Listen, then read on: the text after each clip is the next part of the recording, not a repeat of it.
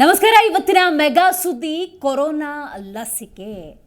2019, 20, 21 ಅಂದಾಗ ಇಡೀ ವಿಶ್ವವೇ ಕೊರೋನಾದಿಂದ ತತ್ತರಿಸಿ ಹೋಗಿದೆ. ಕೊರೋನಾ ಬಂದದ್ದು ಆಯಿತು, ಹೋದದ್ದು ಆಯಿತು, ಲಸಿಕೆ ಬಂದದ್ದು ಆಯಿತು, ತಗೊಂಡಿದ್ದು ಆಯಿತು. ಈಗ ಯಾಕಪ್ಪ ಕೊರೋನಾ ಲಸಿಕೆಯ ಕುರಿತಂತೆ ಮಾತಾಡ್ತಿದ್ದೀವಿ ಅನ್ನುವಂತಹ ನಿಮ್ಮ ಪ್ರಶ್ನೆಗೆ ಉತ್ತರ ಖಂಡಿತವಾಗ್ಲೂ ಇದ್ದೇ ಇದೆ. ನೋಡಿ, ವರ್ಲ್ಡ್ ಹೆಲ್ತ್ ಆರ್ಗನೈಸೇಷನ್, ವಿಶ್ವ ಆರೋಗ್ಯ ಸಂಸ್ಥೆ ಒಂದು ಸರ್ವೆಯನ್ನು ಮಾಡಿದೆ, ಒಂದು ಅಧ್ಯಯನವನ್ನು ಮಾಡಿದೆ. 9 ಕೋಟಿ ಜನಸಾಮಾನ್ಯರನ್ನಿಟ್ಟುಕೊಂಡು ತೆಗೆದುಕೊಂಡ ಒಂದು ಸರ್ವೆಯಲ್ಲಿ ಒಂದು ಸ್ಫೋಟಕ ಮಾಹಿತಿ ಬಹಿರಂಗವಾಗಿದೆ.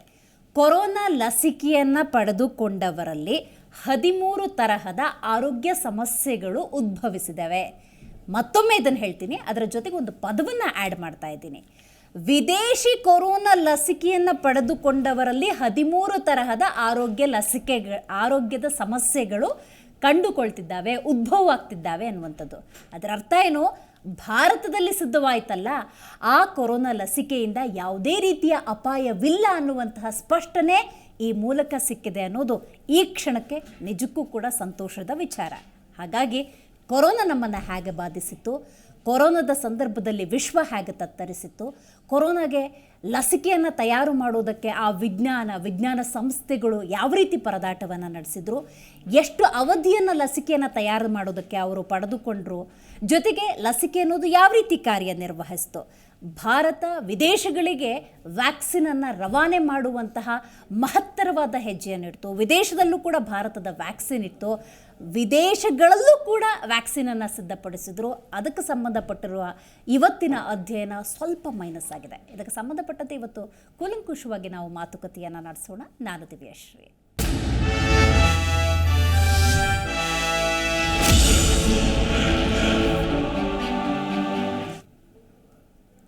ವರ್ಲ್ಡ್ ಹೆಲ್ತ್ ಆರ್ಗನೈಸೇಷನ್ ಒಂದು ಮಾತನ್ನು ಹೇಳುತ್ತೆ. ಯಾವುದೇ ಒಬ್ಬ ವ್ಯಕ್ತಿ ದೈಹಿಕವಾಗಿ, ಮಾನಸಿಕವಾಗಿ, ಆರ್ಥಿಕವಾಗಿ, ಹಾಗೆಯೇ ಶೈಕ್ಷಣಿಕವಾಗಿ, ಜೊತೆಗೆ ಸ್ಪಿರಿಚುವಲಿ ಸದೃಢನಾಗಿದ್ದರೆ ಅವನನ್ನು ಆರೋಗ್ಯವಂತ ಅಂತ ನಾವು ಕರಿತೀವಿ ಅಂತ. ಡೆಫಿನೆಟ್ಲಿ ಇಂಥ ಒಂದು ವ್ಯಾಖ್ಯಾನಗಳಿಗೆ 2019 ಇದೆಯಲ್ಲ, ಅದೊಂದು ರೀತಿ ವಿರುದ್ಧವಾದಂಥ ಪ್ರತಿಕ್ರಿಯೆಯನ್ನು ಕೊಟ್ಬಿಡ್ತು. ಇಡೀ ವಿಶ್ವವೇ ಕೊರೋನಾದಿಂದ ತತ್ತರಿಸ್ಹೋಯ್ತು. ಏನಪ್ಪ ಇದು ಕೋವಿಡ್, ಕಂಡು ಕೇಳರಿಯದಂಥ ಈ ರೋಗ ವಿಶ್ವವ್ಯಾಪಿ ಹಬ್ಬಿದಾಗ ಜನಸಾಮಾನ್ಯ ತತ್ತರಿಸ್ಬೋದ. ಮತ್ತು ಒಂದು ಪಾಠವನ್ನು ಕಲಿತ, ನಾನು ಚೆನ್ನಾಗಿದ್ದರೆ ಇತರರು ಚೆನ್ನಾಗಿರ್ಬೋದು, ಇತರರು ಚೆನ್ನಾಗಿದ್ದರೆ ನಾನು ಕೂಡ ಚೆನ್ನಾಗಿರಬಹುದು ಅನ್ನುವಂತಹ ಬಹುದೊಡ್ಡ ಮೌಲ್ಯ ಶಿಕ್ಷಣವನ್ನು ಕಲಿತುಕೊಂಡ. ರೈಟ್ ನಾ ವರ್ಲ್ಡ್ ಹೆಲ್ತ್ ಆರ್ಗನೈಸೇಷನ್ ಒಂದು ಅಧ್ಯಯನವನ್ನು ನಡೆಸಿ ಮಾಹಿತಿಯನ್ನು ಹೊರಗೆ ಬಿಟ್ಟಿದೆ. ಅದು ನಿಜಕ್ಕೂ ಕೂಡ ಆತಂಕಕಾರಿ. ಏನದು? ವಿದೇಶದಲ್ಲಿ ತಯಾರಾದಂತಹ ಕೊರೋನಾ ಲಸಿಕೆಯನ್ನು ಪಡೆದುಕೊಂಡವರಲ್ಲಿ 13 ತರಹದ ರೋಗಗಳು, ಕಾಯಿಲೆಗಳು ಕಂಡು ಬರ್ತಾ ಇದೆ ಅಂತ. ಇದರ ಅರ್ಥ 2. ಮೊದಲನೇದಾಗಿ, ವಿದೇಶದಲ್ಲಿ ತಯಾರಾಗಿರುವಂತಹ ಆ ಲಸಿಕೆಯಿಂದ ಯಾವ ರೀತಿಯ ಸಮಸ್ಯೆಗಳು ಉದ್ಭವ ಆಯಿತು, ಏನು ಕಾರಣ ಆಯಿತು ಅನ್ನೋದು ಒಂದಾದರೆ, ಆ 2019, 20 ಅನ್ನುವಂಥ ಪೀರಿಯಡ್ ಏನಿದೆ, ಆ ಪೀರಿಯಡನ್ನು ಬಹಳ ಪ್ರತಿಷ್ಠೆಯಾಗಿ ಮತ್ತು ಕಾಳಜಿಯಿಂದ ತೆಗೆದುಕೊಂಡಂತಹ ಭಾರತ ಸರ್ಕಾರ ಭಾರತದಲ್ಲೇ ವ್ಯಾಕ್ಸಿನ್ ಅಥವಾ ಲಸಿಕೆಯನ್ನು ತಯಾರು ಮಾಡುವಂತಹ ಗಟ್ಟಿ ನಿರ್ಧಾರವನ್ನು ತೆಗೆದುಕೊಳ್ತು. ಲಸಿಕೆ ಭಾರತ ಸೇರಿದಂತೆ ವಿದೇಶಗಳತ್ತ ಪಯಣ ಮಾಡ್ತು. ವಿದೇಶಗಳಲ್ಲಿ ಇವತ್ತು ಭಾರತದ ಲಸಿಕೆಯನ್ನು ಪಡೆದುಕೊಂಡವರಿಗೆ ಯಾವುದೇ ರೀತಿಯ ಸಮಸ್ಯೆಯಾಗಿಲ್ಲ. ಭಾರತದಲ್ಲಿದ್ದವರು ಭಾರತದ ಲಸಿಕೆಯನ್ನು ಪಡೆದುಕೊಂಡವ್ರಿಗೆ ಯಾವುದೇ ರೀತಿಯ ತೊಂದರೆ ಆಗಿಲ್ಲ. ವಿದೇಶದಲ್ಲಿ ತಯಾರಾಯ್ತಲ್ಲ, ವಿದೇಶದ ಲಸಿಕೆ, ಕೊರೋನಾ ಲಸಿಕೆ, ಅದರಿಂದ ಸಮಸ್ಯೆ ಉಂಟಾಗಿದೆ. ಸೊ ಹಾಗಾಗಿ ಇವತ್ತಿನ ನಮ್ಮ ಕಾರ್ಯಕ್ರಮದಲ್ಲಿ ಎಲ್ಲಿ ವ್ಯತ್ಯಾಸ ಆಯಿತು, ಇದರ ಬಗ್ಗೆ ತಿಳಿಸ್ಕೊಡೋದಕ್ಕೆ ಮೊದಲನೆಯದಾಗಿ ನಮ್ಮ ಕಾರ್ಯಕ್ರಮದಲ್ಲಿದ್ದಾರೆ ಅಪೋಲೋ ಆಸ್ಪತ್ರೆಯ ತಜ್ಞ ವೈದ್ಯರಾಗಿರುವಂತಹ ಡಾಕ್ಟರ್ ಹಿಮಾಲ್ ದೇವ್ ಅವರು. ಮೊದಲಿಗೆ ಅವರಿಗೆ ಕಾರ್ಯಕ್ರಮಕ್ಕೆ ಸ್ವಾಗತ. ಸೊ ಕೊರೋನಾ ಅಂದಾಗ 2019, 20, 21 ಒಂದು ಕ್ಷಣ ನಡ್ಕ ಬಂದ್ಬಿಡುತ್ತೆ ಅಂಥ ಒಂದು ಸನ್ನಿವೇಶ. ಸೊ ಆ ಟೈಮಲ್ಲಿ ಎಲ್ಲ ದೇಶಗಳು, ವಿಜ್ಞಾನದ ಸಂಸ್ಥೆಗಳು ವ್ಯಾಕ್ಸಿನ್ ಮಾಡಬೇಕು, ಇಮ್ಮಿಡಿಯೇಟಾಗಿ ಮಾಡಬೇಕು, ಯಾವುದೇ ಅಂದರೂ ಟ್ರಯಲ್ ಆ್ಯಂಡ್ ಎರರ್ ಇರದೇ ಇರುತ್ತೆ. ಬಟ್ ಅತಿ ಕಡಿಮೆ ಅವಧಿಯಲ್ಲಿ ವ್ಯಾಕ್ಸಿನ್ ಬಂದಾಗೂ ಕೂಡ ಪ್ಲಸ್ಸು ಮಾತಾಡಿದ್ರು, ಮೈನಸ್ಸು ಮಾತಾಡಿದ್ರು. ಬಟ್ ಇವಾಗ ಇದು WHO ಒಂದು ಅಧ್ಯಯನ ಕೊಟ್ಟಿದೆಯಲ್ಲ, ಅದ್ರ ಬಗ್ಗೆ ಏನು ಹೇಳ್ತೀರಿ? ವಿದೇಶಿ ಲಸಿಕೆಯ ವ್ಯತ್ಯಾಸದ ಬಗ್ಗೆ. ಸೊ ಕೊರೋನಾದ ಅಲೆಗಳು ನೀವು ನೋಡಿದ್ರಿ, ಒಂದ್ರ ಮೇಲೆ ಒಂದು ಬಂತು. ಈಗ 3ನೇ ಇಲ್ಲ 4ನೇ ಅಲೆ ಏನು ಬರ್ತಾ ಇದೆ ಅಂದರೆ, ಈಗ ವ್ಯಾಕ್ಸಿನಿಂದ ಏನಾದರೂ ತೊಂದರೆ ಆಗ್ಬೋದಾ ಅಂತ ಹೇಳಿ ಅದ್ರ ಬಗ್ಗೆ ತುಂಬ ಚರ್ಚೆ ಆಗ್ತಾ ಇತ್ತು. ಬಟ್ ಈಗ ನೋಡಿದ್ರೆ ನಮ್ಮ ಭಾರತ ಸರ್ಕಾರ, ಕರ್ನಾಟಕ ಸರ್ಕಾರ ವ್ಯಾಕ್ಸಿನನ್ನು ಜಾಸ್ತಿ ಬಳಕೆ ಮಾಡಿ ಅದರಿಂದ ಆಗುವ ಉಪಯೋಗಗಳ ಬಗ್ಗೆ ಹೇಳಿ ತುಂಬ ಜನಗಳು ವ್ಯಾಕ್ಸಿನ್ ತಗೊಂಡು, ನಾವು ನೋಡಿರೋ ಪ್ರಕಾರ ವ್ಯಾಕ್ಸಿನ್ ತಗೊಂಡಿರೋರಲ್ಲಿ ಕೋವಿಡ್ ಬಂದರೂ ಸಹಿತ ಅದರ ಪರಿಣಾಮಗಳು ತುಂಬ ಕಮ್ಮಿ ಆಗ್ತಾ ಇತ್ತು. ಅಂದರೆ ಈಗ ಯಾವುದೇ ಪೇಷಂಟ್ ಕೋವಿಡ್ ಆಗಿ ಬಂದರು, ಅವ್ರು ವ್ಯಾಕ್ಸಿನೇಟೆಡ್ ತಗೊಂಡಿದ್ರೆ ಅವರು ತೀವ್ರ ಉಸಿರಾಟದ ಪ್ರಾಬ್ಲಮಿಂದ ವೆಂಟಿಲೇಟರ್ಗೆ ಹೋಗೋದು, ಇಲ್ಲ ಬೇರೆ ರೀತಿಯ ಆರ್ಗನ್ ಫೇಲಿಯರಿಗೆ ಹೋಗಿ ಅದರ ರಿಸ್ಕ್ ಫ್ಯಾಕ್ಟರ್ ಕಮ್ಮಿ ಇತ್ತು ಅಂತ. ಹೌದು, ಡೆತ್ ಆಗೋದು ತುಂಬ ಕಮ್ಮಿ ಆಗ್ತಾ ಇತ್ತು. ಸೊ ಖಂಡಿತವಾಗ್ಲೂ ವ್ಯಾಕ್ಸಿನ್ ಬೇರೆ ಯಾವುದೇ ರೀತಿಯ ಚರ್ಚೆಗೆ ಒಳಗಾಗದೇ ವ್ಯಾಕ್ಸಿನಿಂದ ಖಂಡಿತವಾಗ್ಲೂ ಹೆಲ್ಪ್ ಆಗೇ ಆಗಿದೆ. ಬಟ್ ಈಗ ಬಂದಿರೋದು WHO ಇದ್ರ ಪ್ರಕಾರ ಏನಂತ ಹೇಳಿದ್ರೆ, ಈಗ ನೀವು ನೋಡ್ಬೇಕಂದ್ರೆ ಒಂದು ಮಾತಲ್ಲಿ ಹೇಳ್ಬೇಕಂದ್ರೆ ವ್ಯಾಕ್ಸಿನ್ ಕೋವಿಡ್ಗಿಂತ ಮುಂಚೆನೂ ಎಲ್ಲ ಕಾಯಿಲೆಗಳಲ್ಲೂ ವ್ಯಾಕ್ಸಿನ್ ಇದ್ದೇ ಇತ್ತು. ಚಿಕನ್ ಪಾಕ್ಸಿಗಿತ್ತು, ಪೋಲಿಯೋಗಿತ್ತು, ರೇಬಿಸಿಗೂ ವ್ಯಾಕ್ಸಿನ್ ಇತ್ತು. ಎಲ್ಲದರಲ್ಲೂ ವ್ಯಾಕ್ಸಿನ್ ಪ್ರೊಟೆಕ್ಟಿವ್ ಎಫೆಕ್ಟ್. ಆಗಿನ ಕಾಲದಲ್ಲೂ ವ್ಯಾಕ್ಸಿನೇಷನ್ ಇತ್ತು, ಬಟ್ ಅದರಲ್ಲೂ ಸೈಡ್ ಎಫೆಕ್ಟ್ಗಳು ಕೆಲವು ಇರ್ತಾ ಇದ್ವು. ಅದು ಎಲ್ಲಿ ಎಷ್ಟೋ ಸಾವಿರದಲ್ಲಿ ಒಬ್ರಿಗೋ ಇಲ್ಲ ಇಬ್ಬರಿಗೆ ಇರ್ತಾನೆ ಇತ್ತು. ವ್ಯಾಕ್ಸಿನೇಷನಿಂದ ಸೈಡ್ ಎಫೆಕ್ಟ್ಸ್ ಕೆಲವು ಇದ್ದೇ ಇರುತ್ತೆ. ಅದರದ್ದು ಅಡ್ವಾಂಟೇಜಸ್ ಜಾಸ್ತಿ ಇರುತ್ತಲ್ಲ, ಹಾಗಾಗಿ ಆ ರಿಸ್ಕ್ ಕಮ್ಮಿ ಇರೋದ್ರಿಂದ ಅದರದ್ದು ಉಪಯೋಗತೆ ಜಾಸ್ತಿ ಇರೋದ್ರಿಂದ ವ್ಯಾಕ್ಸಿನೇಷನ್ ಕೊಡಲೇಬೇಕಾಗತ್ತೆ. ಈಗ ಅಕಸ್ಮಾತ್ ನಾಳೆಗೆ ರೋಡ್ ಆಕ್ಸಿಡೆಂಟ್ ಆಗುತ್ತೆ ಅಂತ ಹೇಳಿಬಿಟ್ಟು ನಾನು ಡ್ರೈವಿಂಗ್ ಮಾಡಲಿಲ್ಲ ಅಂತ ಹೇಳಿದ್ರೆ ಡ್ರೈವಿಂಗ್ ಮಾಡಲಿಕ್ಕೆ ಆಗೋದಿಲ್ಲ. ಸೊ ಈ ಒಂದು ಚಿಕ್ಕ ಸೂಜಿಯಲ್ಲೂ ಸಹಿತ ಸೈಡ್ ಎಫೆಕ್ಟ್ ಇರುತ್ತೆ. ನಾವು ಯಾವಾಗ ನೋಡ್ತೀವಿ ಅಂದರೆ ಬೆನಿಫಿಟ್ ಯಾವಾಗ ಜಾಸ್ತಿ ಇರುತ್ತೆ, ರಿಸ್ಕ್ ಯಾವಾಗ ಕಮ್ಮಿ ಇರುತ್ತೆ, ಅದು ಇಂಪಾರ್ಟೆಂಟ್. ಅಂದರೆ ಒಂದು ವ್ಯಾಕ್ಸಿನ್ ಅಂದಾಗ ಡಿಸ್ಅಡ್ವಾಂಟೇಜಸ್ ಅಥವಾ ಸೈಡ್ ಎಫೆಕ್ಟ್ಸ್ ಅಂತ ನಾವು ತೊಗೊಂಡ್ರೂ ಕೂಡ ಅಬ್ಬಬ್ಬ ಅಂದರೆ ಏನಾಗ್ಬೋದು ಅಂತ. ಫಾರ್ ಎಕ್ಸಾಂಪಲ್ಗೆ ನಾವು ಮಕ್ಕಳಿಗೂ ವ್ಯಾಕ್ಸಿನ್ ಹಾಕಿಸ್ತೀವಿ, ನಾವು ವ್ಯಾಕ್ಸಿನ್ ತೊಗೋತೀವಿ. ಈಗ ಕೋವಿಶೀಲ್ಡು ಕೋವ್ಯಾಕ್ಸಿನ್ ತೊಗೊಳ್ಬೇಕಾದ್ರೂ ಕೂಡ ಸ್ವಲ್ಪ ಫೀವರ್ ಬರ್ಬೋದು. ಇದನ್ನೇ ನಾವು ಸೈಡ್ ಎಫೆಕ್ಟ್ ಅಂತ ತೊಗೋಬೋದಾ ಅಥವಾ ಅಡ್ವರ್ಸ್ ಏನಾದರೂ ಆಗುತ್ತಾ? ತುಂಬ ಒಳ್ಳೆ ಪ್ರಶ್ನೆ. ಐ ಥಿಂಕ್ ಇದರಲ್ಲಿ ಸೈಡ್ ಎಫೆಕ್ಟಲ್ಲೂ ಎರಡು ರೀತಿ ಇರುತ್ತೆ. ಒಂದು ಮೈಲ್ಡ್ ಸೈಡ್ ಎಫೆಕ್ಟ್, ಇನ್ನೊಂದು ಸಿವಿಯರ್ ಸೈಡ್ ಎಫೆಕ್ಟ್ ಅಂತ ಹೇಳಿ. ಈಗ WHO ಅವರು ತಂದಿರೋದ್ರಲ್ಲಿ ರಿಪೋರ್ಟ್ಸಲ್ಲಿ 13 ಥರ ನೀವು ಹೇಳಿದ್ರಲ್ಲ, ಅದರಲ್ಲಿ ಮೇಯ್ನ್ ಅಂದರೆ 4 ರೀತಿ ವಿಂಗಡಿಸ್ಬೋದು. ಅದು ಬಂದಿದೆ, ಅದನ್ನು ಅಲ್ಲ ಸುಳ್ಳು ಅಂತ ಹೇಳಲಿಕ್ಕೆ ಆಗೋದಿಲ್ಲ. ಒಂದು ಹೃದಯಕ್ಕೆ ಸಂಬಂಧಪಟ್ಟದ್ದು, ಅಂದರೆ ಹೃದಯದಲ್ಲಿರೋ ಕೊಳವೆಗಳೆಲ್ಲ ಚಿಕ್ಕದಾಗಿ ಈ ಹಾರ್ಟ್ ಅಟ್ಯಾಕು ಇಲ್ಲ ಹಾರ್ಟ್ ಇನ್ಫ್ಲಮೇಷನ್ ಅಂತ ಹೇಳ್ತಾರೆ, ಪೆರಿಕಾರ್ಡೈಟಿಸ್, ಇಲ್ಲ ಕೆಲವು ಸಲ ಹಾರ್ಟಿಗೆ ಸಂಬಂಧಪಟ್ಟ ರಕ್ತ ಕೊಳವೆಗಳೆಲ್ಲ ದಪ್ಪ ಆಗಿ ಅಯೋಟಿಕ್ ಡಿಸೆಕ್ಷನ್ ಅಂತ ಹೇಳ್ತಾರೆ, ಅದೆಲ್ಲ ಆಗೋ ಚಾನ್ಸಸ್ ಇರುತ್ತೆ. ಬಟ್ ಅದು ತುಂಬ ರೇರ್ ಚಾನ್ಸಸ್. ಅದು ಸಿವಿಯರ್ ಸೈಡ್ ಎಫೆಕ್ಟ್. ಬಟ್ ಈ ಜ್ವರ ಬರೋದು, ಚಳಿ ಬರೋದು, ಇಲ್ಲ ಸ್ವಲ್ಪ ದಿನ ಸುಸ್ತಾಗ್ತಾ ಇರೋದು, ಅದೆಲ್ಲ minimal side effect. So heart ಇದೊಂದು major side effect. Second side effect ಅಂದರೆ ಕೆಲವರಲ್ಲಿ ಈ ನರಕ್ಕೆ ಸಂಬಂಧಪಟ್ಟದ್ದು, ಅಂದರೆ ಗಿಲ್ಲನ್ ಬ್ಯಾರಿ ಸಿಂಡ್ರೋಮ್ ಅಂತ ಹೇಳ್ತಾರೆ. ಅದು ಕೆಲವು ಇನ್ಸಿಡೆನ್ಸಸ್ ಬಂದಿದೆ ಅಂತ. ಅಂದರೆ ಎಲ್ಲರೂ ತೊಗೊಂಡವರಿಗೆಲ್ಲ ಬಂದಿಲ್ಲ, ಎಲ್ಲೋ ಒಂದು 100 ಜನದಲ್ಲಿ ಎಲ್ಲೋ ಒಬ್ಬರಿಗೆ ಕೆಲವರಿಗೆ ರಿಸ್ಕ್ ಫ್ಯಾಕ್ಟರ್ ಇರುತ್ತೆ. ಅಂದರೆ ಈಗ ನಾವು ಮಾತಾಡ್ತಿರೋದು ಭಾರತದಲ್ಲಿ ತಯಾರಾದ ವ್ಯಾಕ್ಸಿನ್ ಅಲ್ಲ, ನಾನು ಹೇಳ್ತಿರೋದು ವಿದೇಶದಲ್ಲಿ. ಓಕೆ. ಭಾರತದಲ್ಲಿ ಇನ್ಸಿಡೆನ್ಸ್ ತುಂಬ ಕಮ್ಮಿ ಕಂಪೇರ್ ಟು ವಿದೇಶದಲ್ಲಿ. ಬಟ್ ವ್ಯಾಕ್ಸಿನಲ್ಲಿ ಆಗೋ ಚಾನ್ಸಸ್ ಹೇಳ್ತಿರೋದು ನಾನು. ಬಟ್ ಈಗ ಬಂದಿರೋ ಸಂಶೋಧನೆಯಲ್ಲಿ ಭಾರತದಲ್ಲಿ ಕಮ್ಮಿ ಇದ್ದು ವಿದೇಶದ ವ್ಯಾಕ್ಸಿನಲ್ಲಿ ಜಾಸ್ತಿ ಇದೆ ಇದು. ಸೊ ಈ ಥರದ್ದು ಅದು ಸಿಂಪ್ಟಮ್ಸ್ ಗೊತ್ತಾದರೆ ಜನರಿಗೆ ಯಾವ ರೀತಿ ಗೊತ್ತಾಗುತ್ತೆ ಅಂತ ಹೇಳೋಕ್ಕೋಸ್ಕರ. ಸೊ ಹೃದಯದ್ದಾಯಿತು, ಒಂದು ನ್ಯೂರಾಲಜಿಕಲ್ ಆಯಿತು. ಇನ್ನೊಂದು ಪ್ರಾಬ್ಲಮ್ ಅಂದರೆ ಕ್ಲಾಟಿಂಗ್ ಪ್ರಾಬ್ಲಮ್ಸ್, ಬ್ಲಡ್ ಕ್ಲಾಟ್ ಆಗೋದು. ಅದು ಕೋವಿಡಲ್ಲೇ ಸಹಿತ. ಈಗ ವ್ಯಾಕ್ಸಿನ್ ತಗೊಳ್ದೇನೆ ಕೋವಿಡ್ ಇನ್ಫೆಕ್ಷನ್ ಆದರೆ ಅವರಿಗೆ ಬಾಡಿಯಲ್ಲೆಲ್ಲ ಬ್ಲಡ್ ಕ್ಲಾಟ್ ಆಗ್ಬೋದು. ಹಾರ್ಟಲ್ಲಿ ಕ್ಲಾಟ್ ಆಗಿ ಹಾರ್ಟ್ ಅಟ್ಯಾಕ್ ಆಗ್ಬೋದು, ಬ್ರೈನಲ್ಲಿ ಕ್ಲಾಟ್ ಆಗಿ ಸ್ಟ್ರೋಕ್ ಆಗ್ಬೋದು, ಇಲ್ಲ ಕಾಲುಗಳಲ್ಲಿ ಕೈಯಲ್ಲಿ ಕ್ಲಾಟ್ ಆಗಿ ಕಾಲು ಕೈಗೆ ರಕ್ತ ಸಂಚರಣೆ ಇಲ್ದೇ ಆ ಕಾಲು ಆಂಪುಟೇಷನ್ ಆಗೋ ಚಾನ್ಸಸ್ಸು ಇರುತ್ತೆ. ಆ ರೀತಿ ಆಗುತ್ತೆ. ಸೊ ಈ ಕ್ಲಾಟು ತುಂಬ ಡೇಂಜರಸ್ ಇತ್ತು. ಕೆಲವರ ಸಂಶೋಧನೆ ಪ್ರಕಾರ ವ್ಯಾಕ್ಸಿನ್ ತಗೊಂಡಿರೋರಲ್ಲಿ ಆ ಕ್ಲಾಟಿಂಗ್ ಚಾನ್ಸಸ್ ಜಾಸ್ತಿ ಇರ್ಬೋದು ಅಂತಲೂ ಒಂದು ಮಾತುಕತೆ ನಡೀತಾ ಇತ್ತು. ಅಗೇನ್ ಇನ್ಸಿಡೆನ್ಸ್ ತುಂಬ ಕಮ್ಮಿ, ತಗೊಂಡವ್ರಿಗೆಲ್ಲರಿಗೂ ಆಗುತ್ತೆ ಅಂತ ಹೇಳಲಿಕ್ಕಾಗೋದಿಲ್ಲ. 4ನೇದು ಇಮ್ಯುನಾಲಜಿಕಲ್ ಅಂದರೆ ಈಗ ವ್ಯಾಕ್ಸಿನ್ ಕೊಟ್ಟ ತಕ್ಷಣ ವ್ಯಾಕ್ಸಿನಲ್ಲಿ ಇರೋದೊಂದು ಆ್ಯಂಟಿಜನ್ ಅಂತ ಇರ್ತದೆ. ನಮ್ಮ ಬಾಡಿಯಲ್ಲಿ ಆ್ಯಕ್ಟ್ ಮಾಡಿ ಆ್ಯಂಟಿಬಾಡೀಸ್ ಪ್ರೊಡ್ಯೂಸ್ ಮಾಡ್ತದೆ.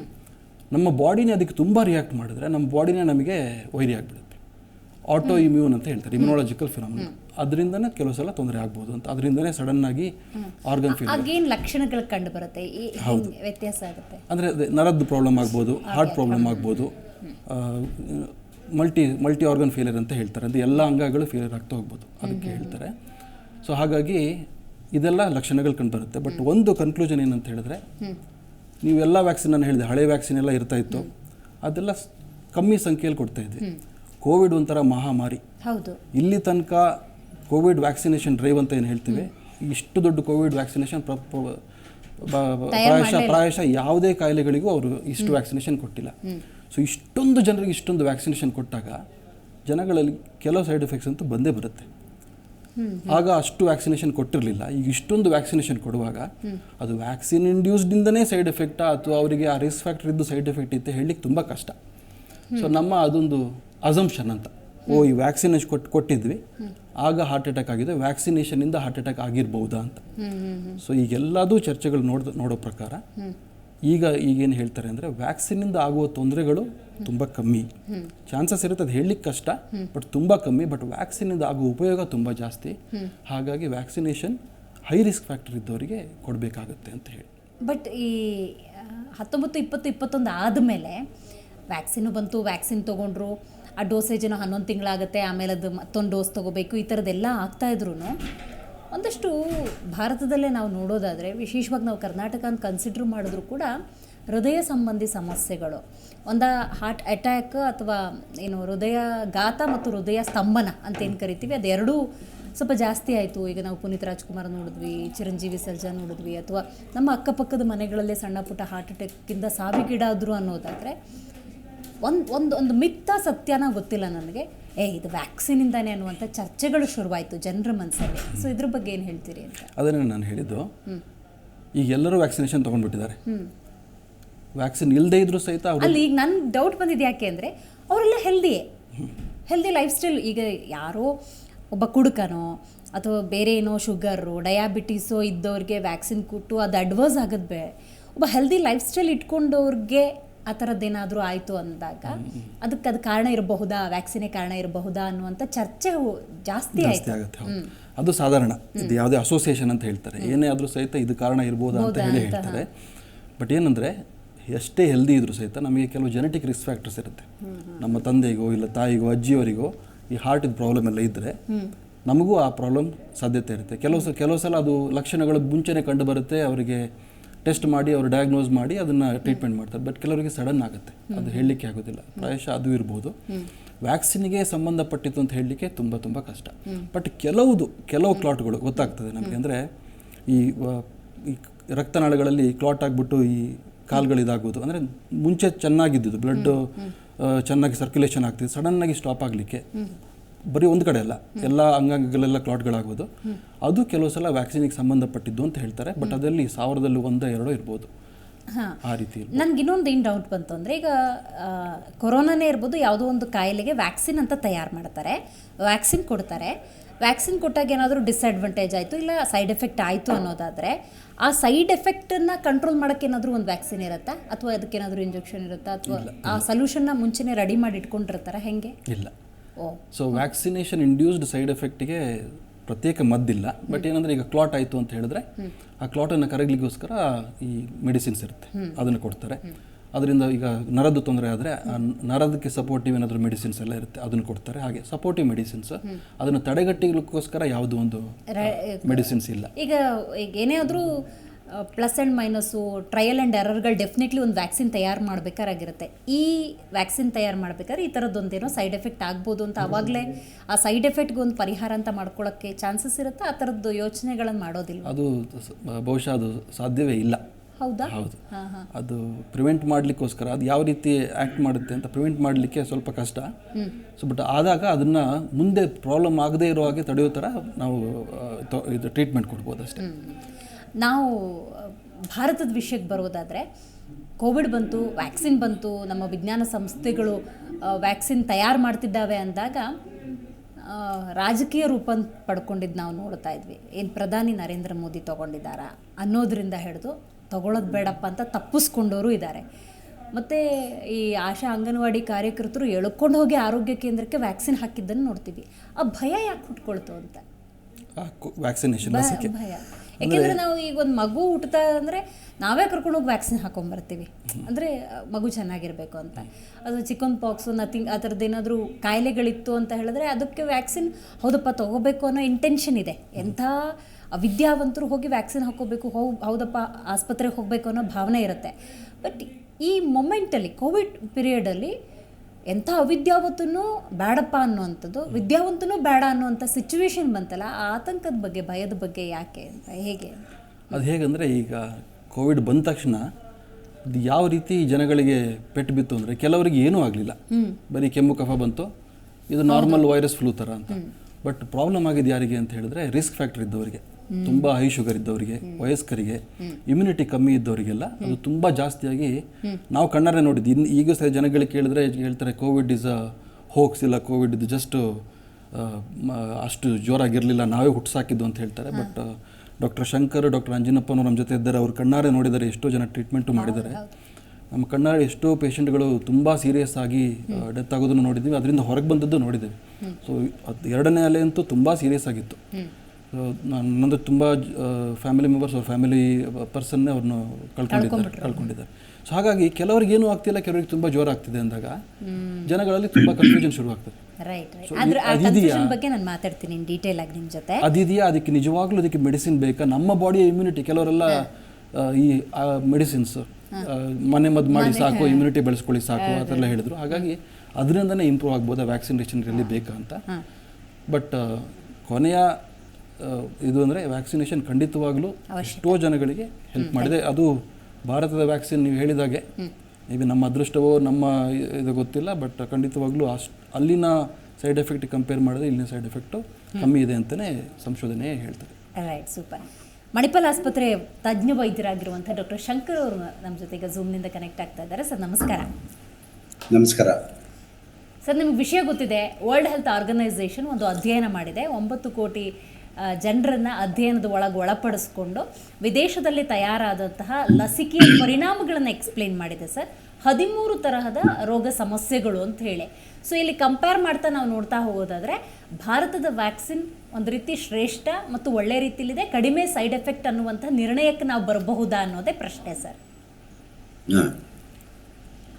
ಈಗ ಲಾಸ್ಟ್ ಇಯರ್ ಜೂನ್ನಲ್ಲಿ ಅಮೆರಿಕದಲ್ಲೇ ನಾನೇ ಇದ್ದೆ. ಒಂದು ಇಂಟ್ರೆಸ್ಟಿಂಗ್ ಜಾನ್ ಪೀಟರ್ ಅಂತ is an American physician, extraordinary workup ಮಾಡಿದ್ದಾರೆ. Along with Wuhan, China, Sydney, Europe, America, UK ಎಲ್ಲಾನು ಡಿಫ್ರೆಂಟ್ ವ್ಯಾಕ್ಸಿನ್ಸ್ ಅಲ್ಲಿ ಏನೇನು ಪರಿಣಾಮಗಳಾಗಿರುತ್ತೆ ಅಂತ. ವೆರಿ ಇಂಟ್ರೆಸ್ಟಿಂಗ್, ತುಂಬಾನೇ ಎಕ್ಸ್ಟ್ರಾರ್ಡಿನರಿ. ನಾನ್ ಆರ್ಗನೈಸೇಷನ್ ಗೌರ್ಮೆಂಟ್ ಜೊತೆಗೆ ವರ್ಕಪ್ ಮಾಡಿ ಪೇಪರ್ಸ್ ಪ್ರೊಡ್ಯೂಸ್ ಮಾಡಿರೋದು. ಅದರಲ್ಲಿ 75% ಆಫ್ ದಿ ಪೀಪಲ್ ವ್ಯಾಕ್ಸಿನೇಷನ್ ಮಾಡ್ಕೊಂಡಿದ್ದಾರೆ. Like Pfizer vaccine, Moderna vaccine, ನಮ್ಮ ಇಂಡಿಯನ್ ವ್ಯಾಕ್ಸಿನ್, ಆ ಥರ ಎಲ್ಲಾನು all over the world vaccine ಹಾಕೊಂಡಿದ್ದಾರೆ. ನಮಗೆ ಇಲ್ಲಿ 2 ಥರ ಇಂಜುರಿ ಆಗಿದೆ. ಒಂದು ಕೋವಿಡ್ ಸಾರ್ಸ್ ಇಂದನೇ ಇಂಜುರಿ ಆಗಿದೆ ಬಾಡಿಗೆ. ಇನ್ನೊಂದು ಆ ಪೇಪರಲ್ಲಿ ಹೆಂಗ್ ಪ್ರೊಡ್ಯೂಸ್ ಮಾಡ್ತಾರೆ ಅಂತ ಹೇಳಿದ್ರೆ ಕೋವಿಡ್ ವ್ಯಾಕ್ಸಿನ್ ಇಂದನೇ ಇಂಜುರಿ ಆಗಿದೆ ಅಂತೇಳಿ ಅವರು ಕ್ಲೈಮ್ ಮಾಡ್ತಾ ಇದ್ದಾರೆ. ಅದು ನಂಬರ್ ಆಫ್ ಸ್ಟಡೀಸ್, ಅದು ನಾಟ್ ಜಸ್ಟ್ ಒಂದು ಪೇಪರ್ ಅಲ್ಲ, ಅದು ಸುಮಾರು ಬ್ರೆಜಿಲ್ಲು, ಆಸ್ಟ್ರೇಲಿಯಾ ಕಡೆ ಎಲ್ಲಾನು ಸ್ಟಡಿ ಮಾಡಿರೋದು. ಏನಪ್ಪಾ ಅಂತಂದ್ರೆ ಈಗ ವ್ಯಾಕ್ಸಿನ್ ಮೆಸೆಂಜರ್ RNA ವ್ಯಾಕ್ಸಿನ್ ಇದೆಯಲ್ಲ, ಅದು ಸ್ಪೈಕ್ ಪ್ರೋಟೀನ್ ಡೆಸ್ಟ್ರಾಯ್ ಮಾಡುತ್ತೆ ಅಂತ. ಟು ಸರ್ಟನ್ ಎಕ್ಸ್ಟೆಂಟ್ ಮಾಡುತ್ತೆ, ಬಟ್ ಸುಮಾರು ಸ್ಪೈಕ್ ಪ್ರೋಟೀನ್ ಬಾಡಿನಲ್ಲೇ ಇರುತ್ತೆ ಅಂತ. ಈಗ ಥ್ರಾಂಬೋಸಿಸ್, ಈಗ ಬ್ಲಾಕ್ ಆಗೋದು, ಈಗ ನಮ್ಮ ಇಮ್ಮಲ್ ಹೇಳ್ತಾ ಇದ್ರು ಕಾಂಪ್ಲಿಕೇಶನ್ಸ್, ಡಾಕ್ಟರ್ ಇಮ್ಮಲ್, ಅವೆಲ್ಲ ಆಗೋದು ಸ್ಪೈಕ್ ಪ್ರೋಟೀನ್ ಇಂದನೇ ಬ್ಲಾಕ್ ಆಗೋದು. ರಕ್ತನಾಳಗಳಲ್ಲಿ, ಲಂಗ್ಸ್ ಅಲ್ಲಿ ಎಲ್ಲೆಲ್ಲಿ ಆಗುತ್ತೆ ಅವೆಲ್ಲನೂ ಬ್ಲಾಕ್ ಆಗೋದು ಅದರಿಂದನೇ. ಆ ವ್ಯಾಕ್ಸಿನ್ ಅಲ್ಲಿ ಆ ಥರ ಪ್ರಿವೆನ್ಷನ್ನು ಈ 25% ಜನ ತಗೊಳ್ದಿರೋರಿಗೆ 0 ಸೈಡ್ ಎಫೆಕ್ಟ್, ಏನೂ ಆಗಿಲ್ಲ. ಅವರು ಸೆಲ್ಫ್ ಇಮ್ಯುನಿಟಿ ಮಾಡಿಕೊಂಡು, ಸೆಲ್ಫ್ ಮೆಡಿಕೇಶನ್ ಮಾಡಿಕೊಂಡು, 2 ವಿಧ ಇಲ್ಲಿ. ಬೇಗ ಯಾರು ಹಾಸ್ಪಿಟಲೈಸೇಷನ್ ಆಗಿ ಮೆಡಿಸಿನ್ ತಗೊಂಡಿದ್ದಾರೋ ಅವರೆಲ್ಲ ಚೆನ್ನಾಗಾಗಿದ್ದಾರೆ. ತೀರಾ ಕೋಮಾರ್ಬಿಡ್ ಕಂಡೀಷನ್ಸು, ಈಗ highly diabetic, highly BP patients, ಬೇರೆ ಹ್ಯಾಬಿಟ್ಸ್ ಎಲ್ಲ ಇರೋರೆಲ್ಲನು, ಕೆಲವ್ರಿಗೆ ಇಮ್ಯುನಿಟಿ ಕಮ್ಮಿ ಇರೋರು ನಾವು ಉಳಿಸ್ಕೊಳಕ್ ಆಗ್ಲಿಲ್ಲ. ಏನೇ ಮೆಡಿಸಿನ್ ಉಪಯೋಗಿಸಿದ್ರು, ಯಾವ ತರ ನಾವು ಇಂಜೆಕ್ಷನ್ ಉಪಯೋಗಿಸಿದ್ರು, ಅವೆಲ್ಲ ಏನು ಹೆಲ್ಪ್ ಆಗ್ಲಿಲ್ಲ. ಅದು ಎಲ್ಲ ಜನಸಾಮಾನ್ಯರಿಗೆ, ಎಲ್ಲ ನಮ್ಮ ಡಾಕ್ಟರ್ ಕಮ್ಯುನಿಟಿನಲ್ಲೂ ಗೊತ್ತು. ಸುಮಾರು ಮೆಡಿಸಿನ್ಸ್ ಎಲ್ಲ ಬಂತು. ಅಲ್ಲಿ ವೆರಿ ಇಂಟ್ರೆಸ್ಟಿಂಗ್ಲಿ 4.2%, 3.2%, 15% ಆ ಥರ ಡಿಸ್ಕ್ರೈಬ್ ಮಾಡ್ತಾರೆ ಅವರು. ಈಗ ನಮ್ನೆಸ್ ಬರೋದು, ನ್ಯೂರಲಾಜಿಕಲ್ ಕಾಂಪ್ಲಿಕೇಶನ್ ಆಗೋದು, ಚರ್ಮದ ಕಾಯಿಲೆ ಬರೋದು, ಪೋಸ್ಟ್ ಕಾರ್ಡಿಯಕ್ ಅಲ್ಲಿ ಈಗ ಕಾರ್ಡಿಯಕ್ ಅರೆಸ್ಟ್ ಆಗೋದು ಹೇಗೆ? ಈಗ ಸಾಮಾನ್ಯವಾಗಿ ಡಯಾಬಿಟಿಕ್ ಇದ್ರೆ ಆಗುತ್ತೆ, ಸ್ಮೋಕರ್ ಇದ್ರೆ ಆಗುತ್ತೆ, BP ಇದ್ರೆ ಆಗುತ್ತೆ, ಒಬೇಸಿಟಿ ಇದ್ರೆ ಆಗುತ್ತೆ, ಫ್ಯಾಮಿಲಿ ಹಿಸ್ಟ್ರಿ ಇದ್ರೆ ಆಗುತ್ತೆ, ಕೊಲೆಸ್ಟ್ರಾಲ್ ಇದ್ರೆ ಆಗುತ್ತೆ. ಇದೆಲ್ಲ ನಮ್ಮೆಲ್ರಿಗೂ ಗೊತ್ತಿರೋ ವಿಷಯ. ಬಟ್ ವ್ಯಾಕ್ಸಿನಲ್ಲೂ ಈ ಥರ ಆಗಿದೆ ಅನ್ನೋದು ಒಂಥರ ಅದ್ಭುತವಾದ ಒಂದು ಪೇಪರ್ ಅದು. ಲಾಸ್ಟ್ ಸೆಪ್ಟೆಂಬರಲ್ಲೇ, ಜುಲೈ ಸೆಪ್ಟೆಂಬರಲ್ಲೇ ಇದು ಡಿಸ್ಕಷನ್ ಆಗಿ ರಿಲೀಸ್ ಆಗಿದೆ. ವರ್ಲ್ಡ್ ಹೆಲ್ತ್ ಆರ್ಗನೈಸೇಷನ್ಗೂ ಗೊತ್ತದು. ಹಂಗಾಗಿ ಕೆಲವು ಜನ ವ್ಯಾಕ್ಸಿನ್ ತಗೊಂಡ್ಲೇ ಇಲ್ಲ. ಈಗ ಬೂಸ್ಟರ್ ಡೋಸ್ ಅಂತೂ ಕೆಲವರು ತಗೊಳಕ್ಕೆ ಹೋಗಿಲ್ಲ. ಬಟ್ ಟು ಸರ್ಟನ್ ಎಕ್ಸ್ಟೆಂಟ್ ನಮ್ಮ ಇಂಡಿಯನ್ ವ್ಯಾಕ್ಸಿನ್ ಅಲ್ಲಿ ನಾವು ಕಂಡಂಗೆ, ಈಗ ನಾನು ಈ ಮೇಲೆ ಜೊತೆನಲ್ಲೇ ವರ್ಕ್ ಮಾಡ್ತೀವಿ ವಯಸ್ಸಿನಲ್ಲಿ, ಸುಮಾರು ವ್ಯಾಕ್ಸಿನ್ಸ್ ಕೆಲವರಿಗೆ ಹೆಲ್ಪ್ ಆಗಿದೆ. ಕೆಲವರಿಗೆ ಈಗ GB ಸಿಂಡ್ರೋಮ್ ಅಂತ ಕರಿತೀವಿ. GB ಸಿಂಡ್ರೋಮ್ ಅಂದ್ರೆ ಕೆಳಗಡೆಯಿಂದ ಪ್ಯಾರಾಲಿಸಿಸ್ ತರ ಆಗುತ್ತೆ. ಅದು ಫಸ್ಟ್ ಪೇಷಂಟ್ ಆಕ್ಚುಲಿ ಕೇರಳದಲ್ಲೇ ಡಿಟೆಕ್ಟ್ ಆಗಿತ್ತು. ಆ ಪೇಷಂಟ್ ರಿಕವರಿ ಆಗಿದೆ. ನೀವು ಯಾವಾಗ ಇದರಿಂದ ದುಷ್ಪರಿಣಾಮ ಆಗುತ್ತೋ ಬೇಗ ನಾವು ಕಂಡುಹಿಡ್ಕೊಂಡ್ರೆ ಐ ಥಿಂಕ್ ಅವೆಲ್ಲ ನಾವು ಟ್ರೀಟ್ ಮಾಡೋಂಥ ಕಾಂಪ್ಲಿಕೇಶನ್ಸ್ ಅನ್ಸುತ್ತೆ. ಬಟ್ ತುಂಬ ಕಾಂಟ್ರವರ್ಸಿಯಲ್ ಪೇಪರ್ಸು US ಅಲ್ಲಿ ನೀವು ಹೇಳ್ದಂಗೆ WHO ಪ್ರೊಡ್ಯೂಸ್ ಮಾಡಿದೆ. ಅದು ನಾನು ಕಂಡಂಗೆ ಸುಮಾರು ಬ್ಲಡ್ ಕ್ಯಾನ್ಸರ್ ಪೇಷಂಟ್ಸು ಪದೇ ಪದೇ ನ್ಯೂಮೋನಿಯಾ ಆಗೋದು, ಆ ಮೊದಲಿದ್ದ ಶಕ್ತಿ ಮನುಷ್ಯನಲ್ಲಿ ತುಂಬಾ ಕುಗ್ಗೋಗ್ಬಿಟ್ಟಿರುತ್ತೆ. ಸೊ ಹಂಗಾಗಿ ಸುಮಾರು ಜನ ಅದನ್ನ ವ್ಯಾಕ್ಸಿನ್ಗೆ ಬೂಸ್ಟರ್ ಡೋಸ್ಗೆ ಹೋಗಿಲ್ಲ. ಈ ತರ ಡಿಸ್ಪ್ಯೂಟ್ಸ್ ತುಂಬಾನೇ ಇದೆ ಅದರಲ್ಲಿ. ಬಟ್ ನಮ್ಮದಂತೂ 100% ವ್ಯಾಕ್ಸಿನೇಷನ್ ಆಗಿದೆ.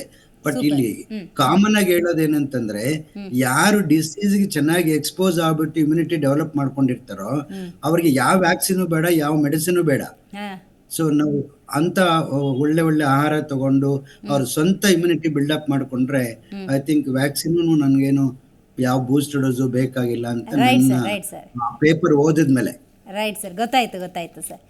ಮಾತಾಡ್ತೀನಿ ಸರ್, ಹಾಗೆ ಸಂಪರ್ಕದಲ್ಲಿರಿ. ಇದೀಗ ನಮ್ಮ ಕಾರ್ಯಕ್ರಮದಲ್ಲಿ ಡಾಕ್ಟರ್ ಅಂಜನಪ್ಪ ಅವರು ಝೂಮ್ನಿಂದ ಕನೆಕ್ಟ್ ಆಗ್ತಾ ಇದ್ದಾರೆ. ಸರ್ ನಮಸ್ಕಾರ.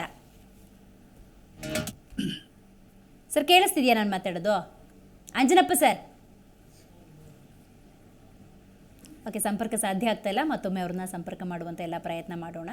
ನೋಡಿ, ಭಾರತ ಅಂದಾಗ ಕೋವಿಶೀಲ್ಡ್, ಕೋವ್ಯಾಕ್ಸಿನ್ ಇದನ್ನು ಬಹುತೇಕ ಭಾರತೀಯರು ಪಡ್ಕೊಂಡಿದ್ದಾರೆ. ಭಾರತ ಹೊರತುಪಡಿಸಿ ವಿದೇಶದವರು ಕೂಡ ಕೋವ್ಯಾಕ್ಸಿನ್, ಕೋವಿಶೀಲ್ಡನ್ನು ಪಡ್ಕೊಂಡಿದ್ದಾರೆ. ಅವರಲ್ಲಿ ಯಾವುದೇ ರೀತಿಯ ಸಮಸ್ಯೆ ಅನ್ನೋದು ಕಂಡು ಬಂದಿಲ್ಲ. ಆದರೆ ಫೈಸರ್, ಆಸ್ಟ್ರಜೆನಿಕಾ ಹಾಗೆಯೇ ಮಾಡರ್ನಾ ಈ 3 ಲಸಿಕೆಯನ್ನು ಯಾರು ಪಡ್ಕೊಂಡಿದ್ದಾರೆ, ಇದೆಲ್ಲವೂ ಕೂಡ ವಿದೇಶದಲ್ಲಿ ತಯಾರಾಗಿದ್ದು ವಿದೇಶದ ಲಸಿಕೆಗಳು. ಈ ಲಸಿಕೆಯನ್ನು ಪಡೆದುಕೊಂಡವರಲ್ಲಿ 13 ತರಹದ ರೋಗ ಸಮಸ್ಯೆಗಳು ಕಂಡು ಬರ್ತಾ ಇದೆ. ಇದನ್ನು ನಾವೆಲ್ಲ ಹೇಳ್ತಾ ಇರೋದು WHO ವಿಶ್ವ ಆರೋಗ್ಯ ಸಂಸ್ಥೆ 9 ಕೋಟಿ ಜನರ ಅಧ್ಯಯನದಿಂದ ದೃಢಪಡಿಸಿದೆ. ಹಾಗಾಗಿ ಒಂದು ಕ್ಷಣದ ಹೆಮ್ಮೆ ಖಂಡಿತವಾಗ್ಲೂ ಭಾರತ ವಿಜ್ಞಾನ ಸಂಸ್ಥೆ ಇರ್ಬೋದು, ಭಾರತದ ಕುರಿತಂತೆ ಖಂಡಿತವಾಗ್ಲೂ ಆಗುತ್ತೆ. ಜೊತೆಗೆ ವಿದೇಶ ಅಂತ ಸಂದರ್ಭದಲ್ಲಿ ಅಲ್ಲಿರುವಂತಹ ಭಾರತೀಯರು ಈ ವ್ಯಾಕ್ಸಿನನ್ನು ತಗೊಂಡಾಗ ಏನಾದರೂ ವ್ಯತ್ಯಾಸ ಆಗಿರಬಹುದಾ ಅನ್ನೋ ಕೊರೋನಾ ಲಸಿಕೆ ಕುರಿತಂತೆ ನಾವು ಮಾತಾಡ್ತಾ ಇದ್ದೀವಿ. ವಿಶೇಷವಾಗಿ ವಿದೇಶಿ ಕೊರೋನಾ ಲಸಿಕೆ ಬಗ್ಗೆ ಇವತ್ತು ಮಾತಾಡ್ತಿರೋದು. ಕಾರಣ ಏನು ಅಂತ ಹೇಳಿದ್ರೆ, ಮಾಡರ್ನಾ, ಆಸ್ಟ್ರಜೆನಿಕಾ ಹಾಗೆಯೇ ಫೈಸರ್ ಈ ಲಸಿಕೆನ ಯಾರೆಲ್ಲ ಪಡ್ಕೊಂಡಿದ್ದಾರೆ 13 ತರಹದ ಆರೋಗ್ಯ ಸಮಸ್ಯೆಗಳು ಉಂಟಾಗಿದ್ದಾವೆ. ಇದರ ಬಗ್ಗೆ ಮಾತಾಡಲಿಕ್ಕೆ ಇದೀಗ ನಮ್ಮ ಕಾರ್ಯಕ್ರಮದಲ್ಲಿ ಡಾಕ್ಟರ್ ಅಂಜನಪ್ಪ ಅವರು, ತಜ್ಞ ವೈದ್ಯರು, ಝೂಮ್ನಿಂದ ಕನೆಕ್ಟ್ ಆಗ್ತಾ ಇದ್ದಾರೆ. ಸರ್ ನಮಸ್ಕಾರ. ಅಂಜನಪ್ಪ ಸರ್ ಕೇಳಿಸ್ತಾ ಇದೆಯಾ? ಸರ್ ಆಡಿಯೋ ಕೇಳಿಸ್ತಾ ಇಲ್ಲ, ಅನ್ಮ್ಯೂಟ್ ಮಾಡಿ ಸರ್.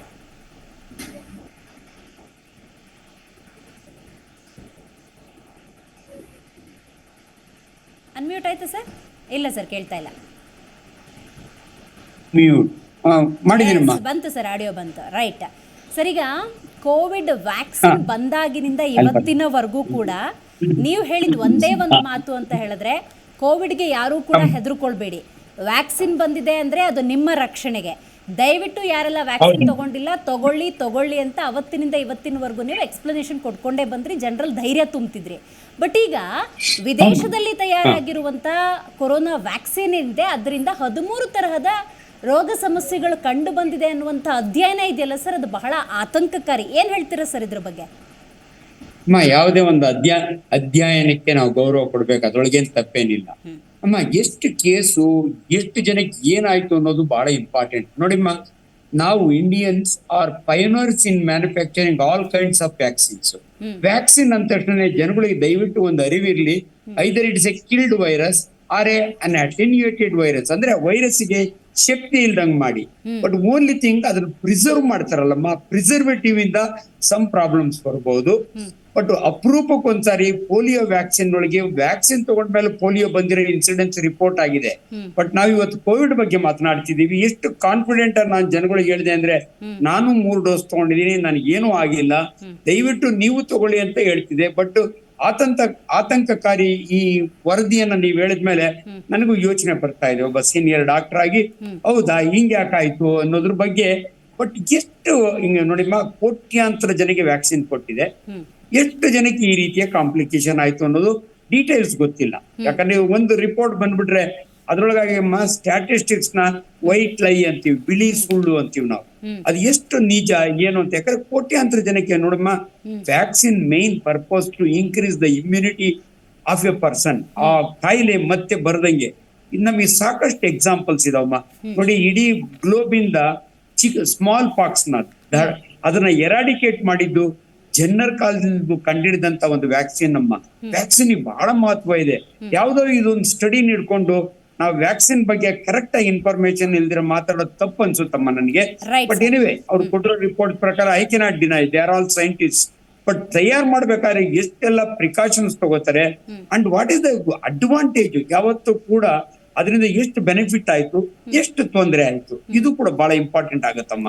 ಎಲ್ಲೋ ಒಂದ್ ಕಡೆ ಇವನ್ ಗಮನದಲ್ಲಿ ಇಟ್ಕೊಂಡು ನಾವು ಡಿಸ್ಕಸ್ ಮಾಡ್ಬೇಕಮ್ಮ. ಯಾಕಂದ್ರೆ ಅರ್ಧಂಬರ್ಧ ಮಾತಾಡಿದ್ರೆ ಜನಗಳಿಗೆ ಗೊಂದಲ ಆಗುತ್ತೆ, ಕನ್ಫ್ಯೂಸ್ ಆಗುತ್ತೆ. ಆಂಜನಪ್ಪ ಅವ್ರು ಮೊದ್ಲು ಹೇಳಿದ್ ಕರೆಕ್ಟಾ, ಈಗ ಹೇಳಿದ್ ಕರೆಕ್ಟಾ ಅನ್ನೋ ಗೊಂದಲಗಳಾಗ್ತವೆ. ಬಟ್ ವಿಜ್ಞಾನದಲ್ಲಿ everything can be proved or disproved ಅಮ್ಮ. ಅದರಿಂದ ದಯವಿಟ್ಟು ಮತ್ತೊಂದು ಸಂಶಯ ಏನು ಅಂತ ಹೇಳಿದ್ರೆ, ನೋಡಿ, ಮಾಡರ್ನಾ, ಫೈಸರ್ ಮತ್ತೆ ಆಸ್ಟ್ರಾಜೆನಿಕಾ ತಗೊಂಡ ಈ ಲಸಿಕೆಗಳನ್ನು ತಗೊಂಡ ವಿದೇಶಿಯರಲ್ಲಿ ಆರೋಗ್ಯ ಸಮಸ್ಯೆ ಬಂದಿದೆ ಅನ್ನೋದಾದ್ರೆ, ಸಹಜವಾಗಿ ಕೋವ್ಯಾಕ್ಸಿನು, ಕೋವಿಶೀಲ್ಡ್ ಭಾರತದಲ್ಲಿ ಯಾರು ತಗೊಂಡ್ರು ಆ ವ್ಯಾಕ್ಸಿನ್ ತಗೊಂಡವರನ್ನ ಅಧ್ಯಯನಕ್ಕೆ ಒಳಪಡಿಸಿದಾಗ ಏನ್ ರಿಸಲ್ಟ್ ಬರುತ್ತಪ್ಪ ಅನ್ನೋ ಆತಂಕ ಸರ್. ಸೊ ಇದ್ರ ಬಗ್ಗೆ ಏನ್ ಹೇಳ್ತೀರಿ? ಇಲ್ಲ, ಇದು ಕರೆಕ್ಟ್ ಅಮ್ಮ. ಯಾವತ್ತೂ ಕೂಡ ಅಮ್ಮ, ಈ ಮೆಡಿಕಲ್ ಇಂಡಸ್ಟ್ರಿ ಒಳಗೆ ಎಷ್ಟು ಕಾಂಪಿಟಿಷನ್ ಅಂಡ್ ರೈವಲ್ರಿ ಇರುತ್ತೆ ಅಂದ್ರೆ ಅದನ್ನ ನಾನು ಮಾತಾಡಬಾರದು ಓಪನ್ ಆಗಿ. ಆಕ್ಚುಯಲಿ ಮಾಡಬೇಕು, ಇವನು ಟೆಸ್ಟ್ ಮಾಡಿ ಅದನ್ನು ಟೆಸ್ಟ್ ಮಾಡಿ ನಮಗೆ ಕರೆಕ್ಟ್ ಸ್ಟ್ಯಾಟಿಸ್ಟಿಕ್ಸ್ಗೆ ಅಟ್ಲೀಸ್ಟ್ ನಮ್ಗೆ ವೈದ್ಯರಿಗೆ ಕೊಡ್ಬೇಕಮ್ಮ. ನಾನು ಐ ಕ್ಯಾನ್ ರೆಕಮೆಂಡ್ ಇದು ವ್ಯಾಕ್ಸಿನ್ ಒಳ್ಳೇದು ಅಂತ ನಾನು ಜನಗಳಿಗೆ ರೆಕಮೆಂಡ್ ಮಾಡಿದಾಗ ಒಬ್ಬ ಕ್ವಾಲಿಫೈಡ್ ಡಾಕ್ಟರ್ ಆಗಿ ಇಂಥ ರಿಪೋರ್ಟ್ಗಳು ಬಂದಾಗೆ ಡಿಫೆಂಡ್ ಮಾಡ್ಕೊಳ್ಳೋದು ಕಷ್ಟ ಆಗುತ್ತೆ. ಅದರಿಂದ ಅದ್ರ ಬಗ್ಗೆ ತುಂಬಾ ನನ್ನ ಪ್ರೊಫೆಷನಲ್ ಕೊಲೀಗ್ಸ್ ಅಲ್ಲಿ ಇದಾರೆ, ಯಾರ್ಯಾರಿದ್ದಾರೆ ನನಗೆ ಕರೆಕ್ಟ್ ಆಗಿ ಗೊತ್ತಿಲ್ಲ. ಅವರು ಕೂಡ ಬಹಳ ಸೆನ್ಸಿಬಲ್ ಆಗಿ ಇದನ್ನ ಅರ್ಥ ಮಾಡ್ಕೊಂಡೇ ಹೇಳಿರ್ತಾರೆ. ಯಾವತ್ತು ವೈಜ್ಞಾನಿಕ ವಿಚಾರಗಳನ್ನ ನಾವು ನೇರವಾಗಿ ಕರೆಕ್ಟ್ ಆಗಿ ತಿಳ್ಕೊಂಡು ಜನಗಳಿಗೆ ನಮ್ ಕಡೆಯಿಂದ ಗೊಂದಲ ಬೇಡಮ್ಮ. ಅಟ್ಲೀಸ್ಟ್ ನನ್ನ ಕಡೆಯಿಂದ ಅಂತೂ ಗೊಂದಲ ಇಲ್ಲ. ನಾನಂತೂ I am A believer of science. ಈ ವ್ಯಾಕ್ಸಿನ್ಸ್ ಎಲ್ಲ ಕೂಡ 4 ಟ್ರಯಲ್ ಆಗ್ತಾವಮ್ಮ. ಫಸ್ಟ್ ಅನಿಮಲ್, ಆಮೇಲೆ ಹ್ಯೂಮನ್ ಬೀಯಿಂಗ್ಸ್ ಮೇಲೆ ಎಷ್ಟೆಲ್ಲ ಟ್ರಯಲ್ ನಡೆಸಿ ಅದ್ರ ಸೇಫ್ಟಿ ಬಂದ ಮೇಲೆನೆ ಮಾರ್ಕೆಟಿಗೆ ಬರೋದು. ಅದರಿಂದ ಯಾವುದೇ ವ್ಯಾಕ್ಸಿನ್, ಫಾರ್ ದಟ್ ಮ್ಯಾಟರ್ ಇವತ್ತು ಕೋವಿಡ್ ವ್ಯಾಕ್ಸಿನ್ ಬಗ್ಗೆ ನಾವು ಮಾತಾಡ್ತಿದೀವಿ, ಇದುವರೆಗೂ ನಮ್ಮಲ್ಲಿರೋ ಸೀರಮ್ ಇನ್ಸ್ಟಿಟ್ಯೂಟ್ ಆಫ್ ಇಂಡಿಯಾ ಆಗ್ಲಿ, ಕಲ್ಕಟ್ಟ ಒಳಗಿರೋದಾಗ್ಲಿ, ಇವೆಲ್ಲ ಎಷ್ಟು ಪಾಪ್ಯುಲರ್ ಇನ್ಸ್ಟಿಟ್ಯೂಟ್ಸ್ ಅಂದ್ರೆ ಇಡೀ ವರ್ಲ್ಡ್ಗೆ ವ್ಯಾಕ್ಸಿನ್ ಸಪ್ಲೈ ಮಾಡುವಂತ ಕಂಟ್ರಿ ನಮ್ದು. ಅದ್ರೊಳಗಾಗಿ ವಿಜ್ಞಾನಿಗಳಮ್ಮ, they are unpolitical peoples. But ಕಂಪನಿಗಳು ಇರ್ತಾವಲ್ಲ, ಅದೇ ಐ ಡೋಂಟ್ ನೋ ಅಲ್ಲಿ ಕಾಂಪಿಟೇಷನ್ ಹೆಂಗಿರುತ್ತೆ. One tries to pull the leg of another, ಹಂಗೆ ಅದಕ್ಕೋಸ್ಕರ ಎಲ್ಲಾ ವ್ಯಾಕ್ಸಿನ್ಗಳನ್ನು ಕೂಡ ಸ್ಟಡಿ ಮಾಡಿ ಅದೇ ಯಾಕಾಯ್ತು ಇದ್ಯಾಕಾಯ್ತು, ಯುರೋಪ್ ನ ಬಂದಂತ ವ್ಯಾಕ್ಸಿನ್ಗೆ ಯಾಕೆ ಹಿಂಗಾಯ್ತು, ಇಂಡಿಯಾ ಒಳಗೆ ತಯಾರು ಮಾಡಿದ ವ್ಯಾಕ್ಸಿನ್ಗೆ ಯಾಕೆ ಆಗ್ಲಿಲ್ಲ, ಇದನ್ನೆಲ್ಲ ಕೂಡ ಸಮಂಜಸವಾಗಿ ಡಿಸ್ಕಸ್ ಮಾಡಿ ನಾವು ಜನಗಳಿಗೆ ಕ್ಲಾರಿಫೈ ಮಾಡಬೇಕು. Right, super sir. ಮಾತಾಡ್ತೀನಿ, ಹಂಗೆ ಸಂಪರ್ಕದಲ್ಲಿರಿ ಸರ್. ಒಂದು ರೋಗ ಇದೆ, ರೋಗಕ್ಕೆ ವ್ಯಾಕ್ಸಿನ್ ತಯಾರು ಮಾಡ್ತಾರೆ.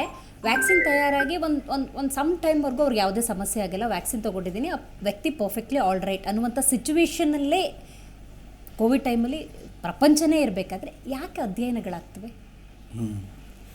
ಸೊ ಈ ಅಧ್ಯಯನಗಳು ಯಾಕಾಗುತ್ತೆ ಅಂತ ಹೇಳಿದ್ರೆ, ಈಗ ನೀವು ಹೇಳ್ದಂಗೆ ಇತ್ತೀಚೆಗೆ ಸೆಲೆಬ್ರಿಟಿಗಳು ಇಲ್ಲ ಹೆಲ್ತಿ ಇದ್ದವರು ಸಡನ್ನಾಗಿ ಯಾಕೆ ಹಾರ್ಟ್ ಅಟ್ಯಾಕ್ ಆಯಿತು, ಅವರು ಒಂದು ವಾರದ ಹಿಂದ್ಗಡೆ ವ್ಯಾಕ್ಸಿನೇಷನ್ ತೊಗೊಂಡಿದ್ರು, ವ್ಯಾಕ್ಸಿನೇಷನ್ನಿಂದ ಇದು ಹಾರ್ಟ್ ಅಟ್ಯಾಕ್ ಆಯಿತಾ, 10 ಜನ ಅದ್ರ ಬಗ್ಗೆ ಮಾತಾಡ್ತಾರೆ.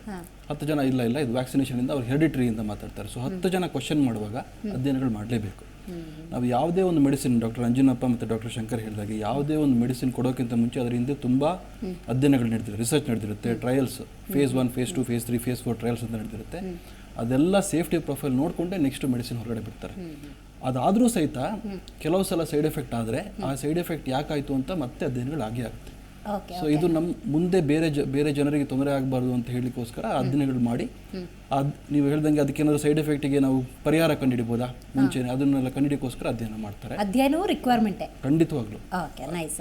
ಶಂಕರ್ ಸರ್, ನೀವು ತಿಳಿಸ್ಕೊಡ್ಬೇಕು ನನಗೆ, ಈ ಫೈಸರ್ ಇರ್ಬೋದು, ಆಸ್ಟ್ರಜೆನಿಕಾ ಇರ್ಬೋದು, ಈ ಥರದ್ದು ಯಾವುದೇ ವ್ಯಾಕ್ಸಿನಿಂದ ಏನಾದರೂ 13 ತರಹದ ರೋಗಗಳು ರೋಗಿಯಲ್ಲಿ ಕಂಡು ಬರ್ತಿದೆ ಅಂತ ಹೇಳಿದ್ರೆ ವ್ಯಾಕ್ಸಿನ್ನ ಕಾರಣ ಅನ್ನೋದು ಎಷ್ಟಿರುತ್ತೆ, ರೋಗಿಯ ಆರೋಗ್ಯ ಸ್ಥಿತಿ ಅನ್ನೋದು ಎಷ್ಟು ಕಾರಣ ಆಗಿರುತ್ತೆ? ಯಾಕೆಂದರೆ ವ್ಯಕ್ತಿ ವ್ಯಾಕ್ಸಿನ್ ತಗೊಂಡು ವ್ಯಕ್ತಿಯಲ್ಲೂ ಕೂಡ ಬೇರೆ ಬೇರೆ ಆರೋಗ್ಯ ಸಮಸ್ಯೆಗಳು ಇರಬಹುದಲ್ವಾ? ಸೊ ಹಾಗಾಗಿ ಕಾರಣಗಳನ್ನು ಪ್ರತ್ಯೇಕವಾಗಿ ನೋಡೋದಾದರೆ ವ್ಯಾಕ್ಸಿನ್ನ ಕಾರಣ ಎಷ್ಟಿರುತ್ತೆ, ವ್ಯಾಕ್ಸಿನ್ ತಗೊಂಡ ವ್ಯಕ್ತಿಯ ಆರೋಗ್ಯ ಸ್ಥಿತಿ ಅನ್ನೋದು ಎಷ್ಟರ ಮಟ್ಟಕ್ಕೆ ಕಾರಣ ಆಗಿರಬಹುದು?